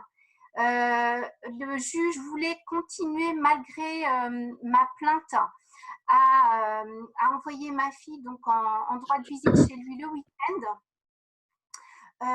Et même mon avocate d'ailleurs, qui disait qu'après tout, même si on lui donnait qu'une journée en attendant un nouveau jugement, c'était tout à fait entendable.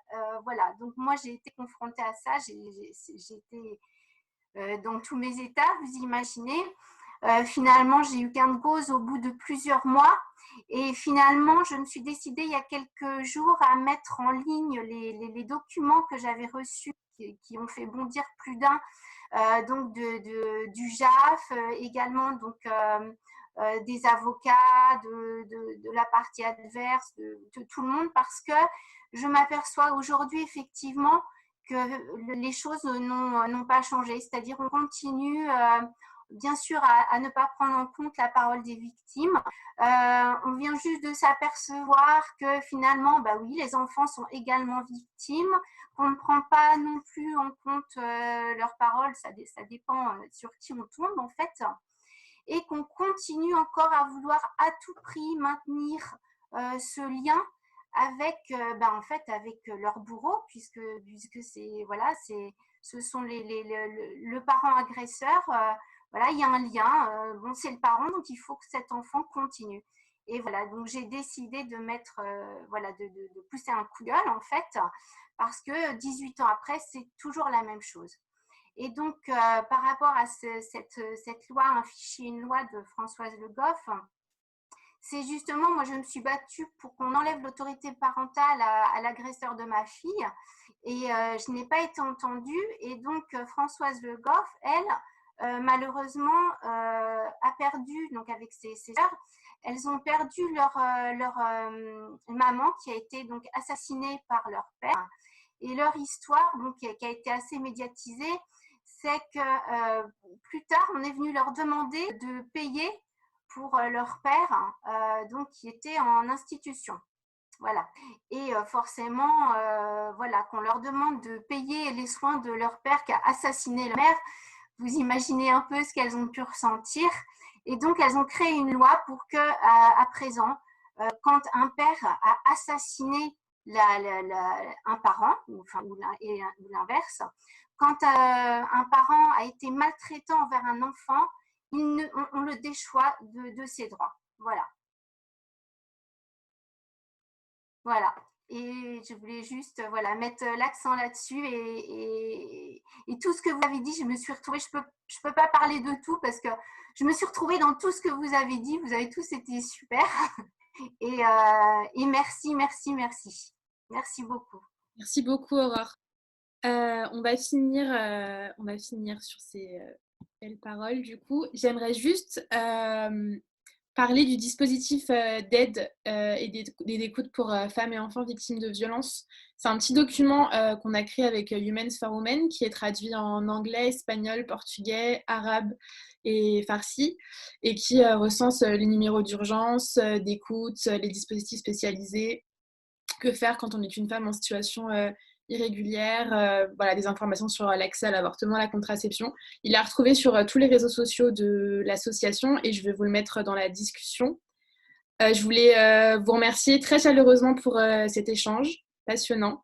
Merci Lies, merci Marie, merci Amélie, merci tout le monde. Je ne sais pas si Flora, tu veux dire un petit mot de fin. Non, c'est bon, mais merci à tout le monde. C'était passionnant, oui. J'active mon micro. Voilà, je vous souhaite une très bonne soirée et cet échange sera disponible. Lies, je te donne la parole, vas-y. Non, avant de conclure, parce que je me suis promis que j'allais le répéter à chaque fois que je pourrais. Voilà. Donc, si vous avez une imprimante à la maison, que vous habitez dans un immeuble, s'il vous plaît, affichez le 119, même sans imprimante, on s'en fout. Vous l'écrivez sur un papier. C'est hyper important parce qu'en fait, on n'a pas assez de campagnes de communication sur ce numéro-là. Il y a seul un Français sur 4 qui a connaissance de ce numéro et qui appelle ce numéro quand il a connaissance d'une situation de danger pour un enfant. Donc voilà, on peut agir très simplement en communiquant là-dessus et en affichant ce numéro au maximum partout où on peut. Voilà, c'était juste ça. C'est important. Et merci beaucoup. Marie-Amélie, normalement, vous voulez dire un petit mot.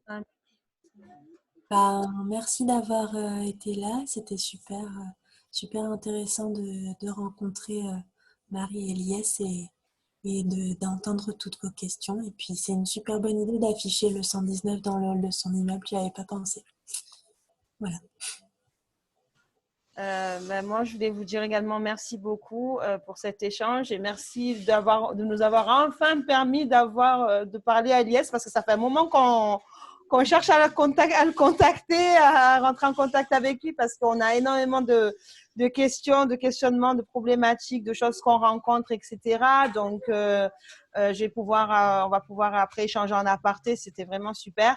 Et j'espère qu'on pourra, moi, n'hésitez surtout pas à nous contacter. Donc, aujourd'hui, il y a moi, mais il y a Caroline qui est connectée. On a notre toute nouvelle référente. Donc, je voulais lui faire un gros bisou qui s'appelle Audrey, qui est la toute nouvelle qu'on vient d'intégrer dans l'équipe et qui également répond aux questions avec nous, etc. Voilà, donc ça a été une super idée. On reste disponible, on reste en écoute. Et s'il vous plaît, écoutez vos voisins. Voilà, c'est tout ce que j'aurais à dire aujourd'hui. Tendez l'oreille, mêlez-vous de ce qui ne vous regarde pas. Merci voilà beaucoup. Ce que j'avais à dire. Merci beaucoup. J'en profite juste avant de vous quitter. J'annonce le prochain thème de la prochaine visioconférence. Donc, c'est lundi prochain et on parlera du cyberharcèlement, du revenge porn, de la culture du viol. Voilà. Donc, je garde comme surprise les intervenantes et intervenants. Mais rendez-vous lundi, du coup, pour celles et ceux qui veulent nous rejoindre. Voilà, une très bonne soirée à vous. Il y a encore un très grand merci de la part de toutes les. Bonne soirée. Bonne soirée. Au revoir. Merci beaucoup. Au revoir.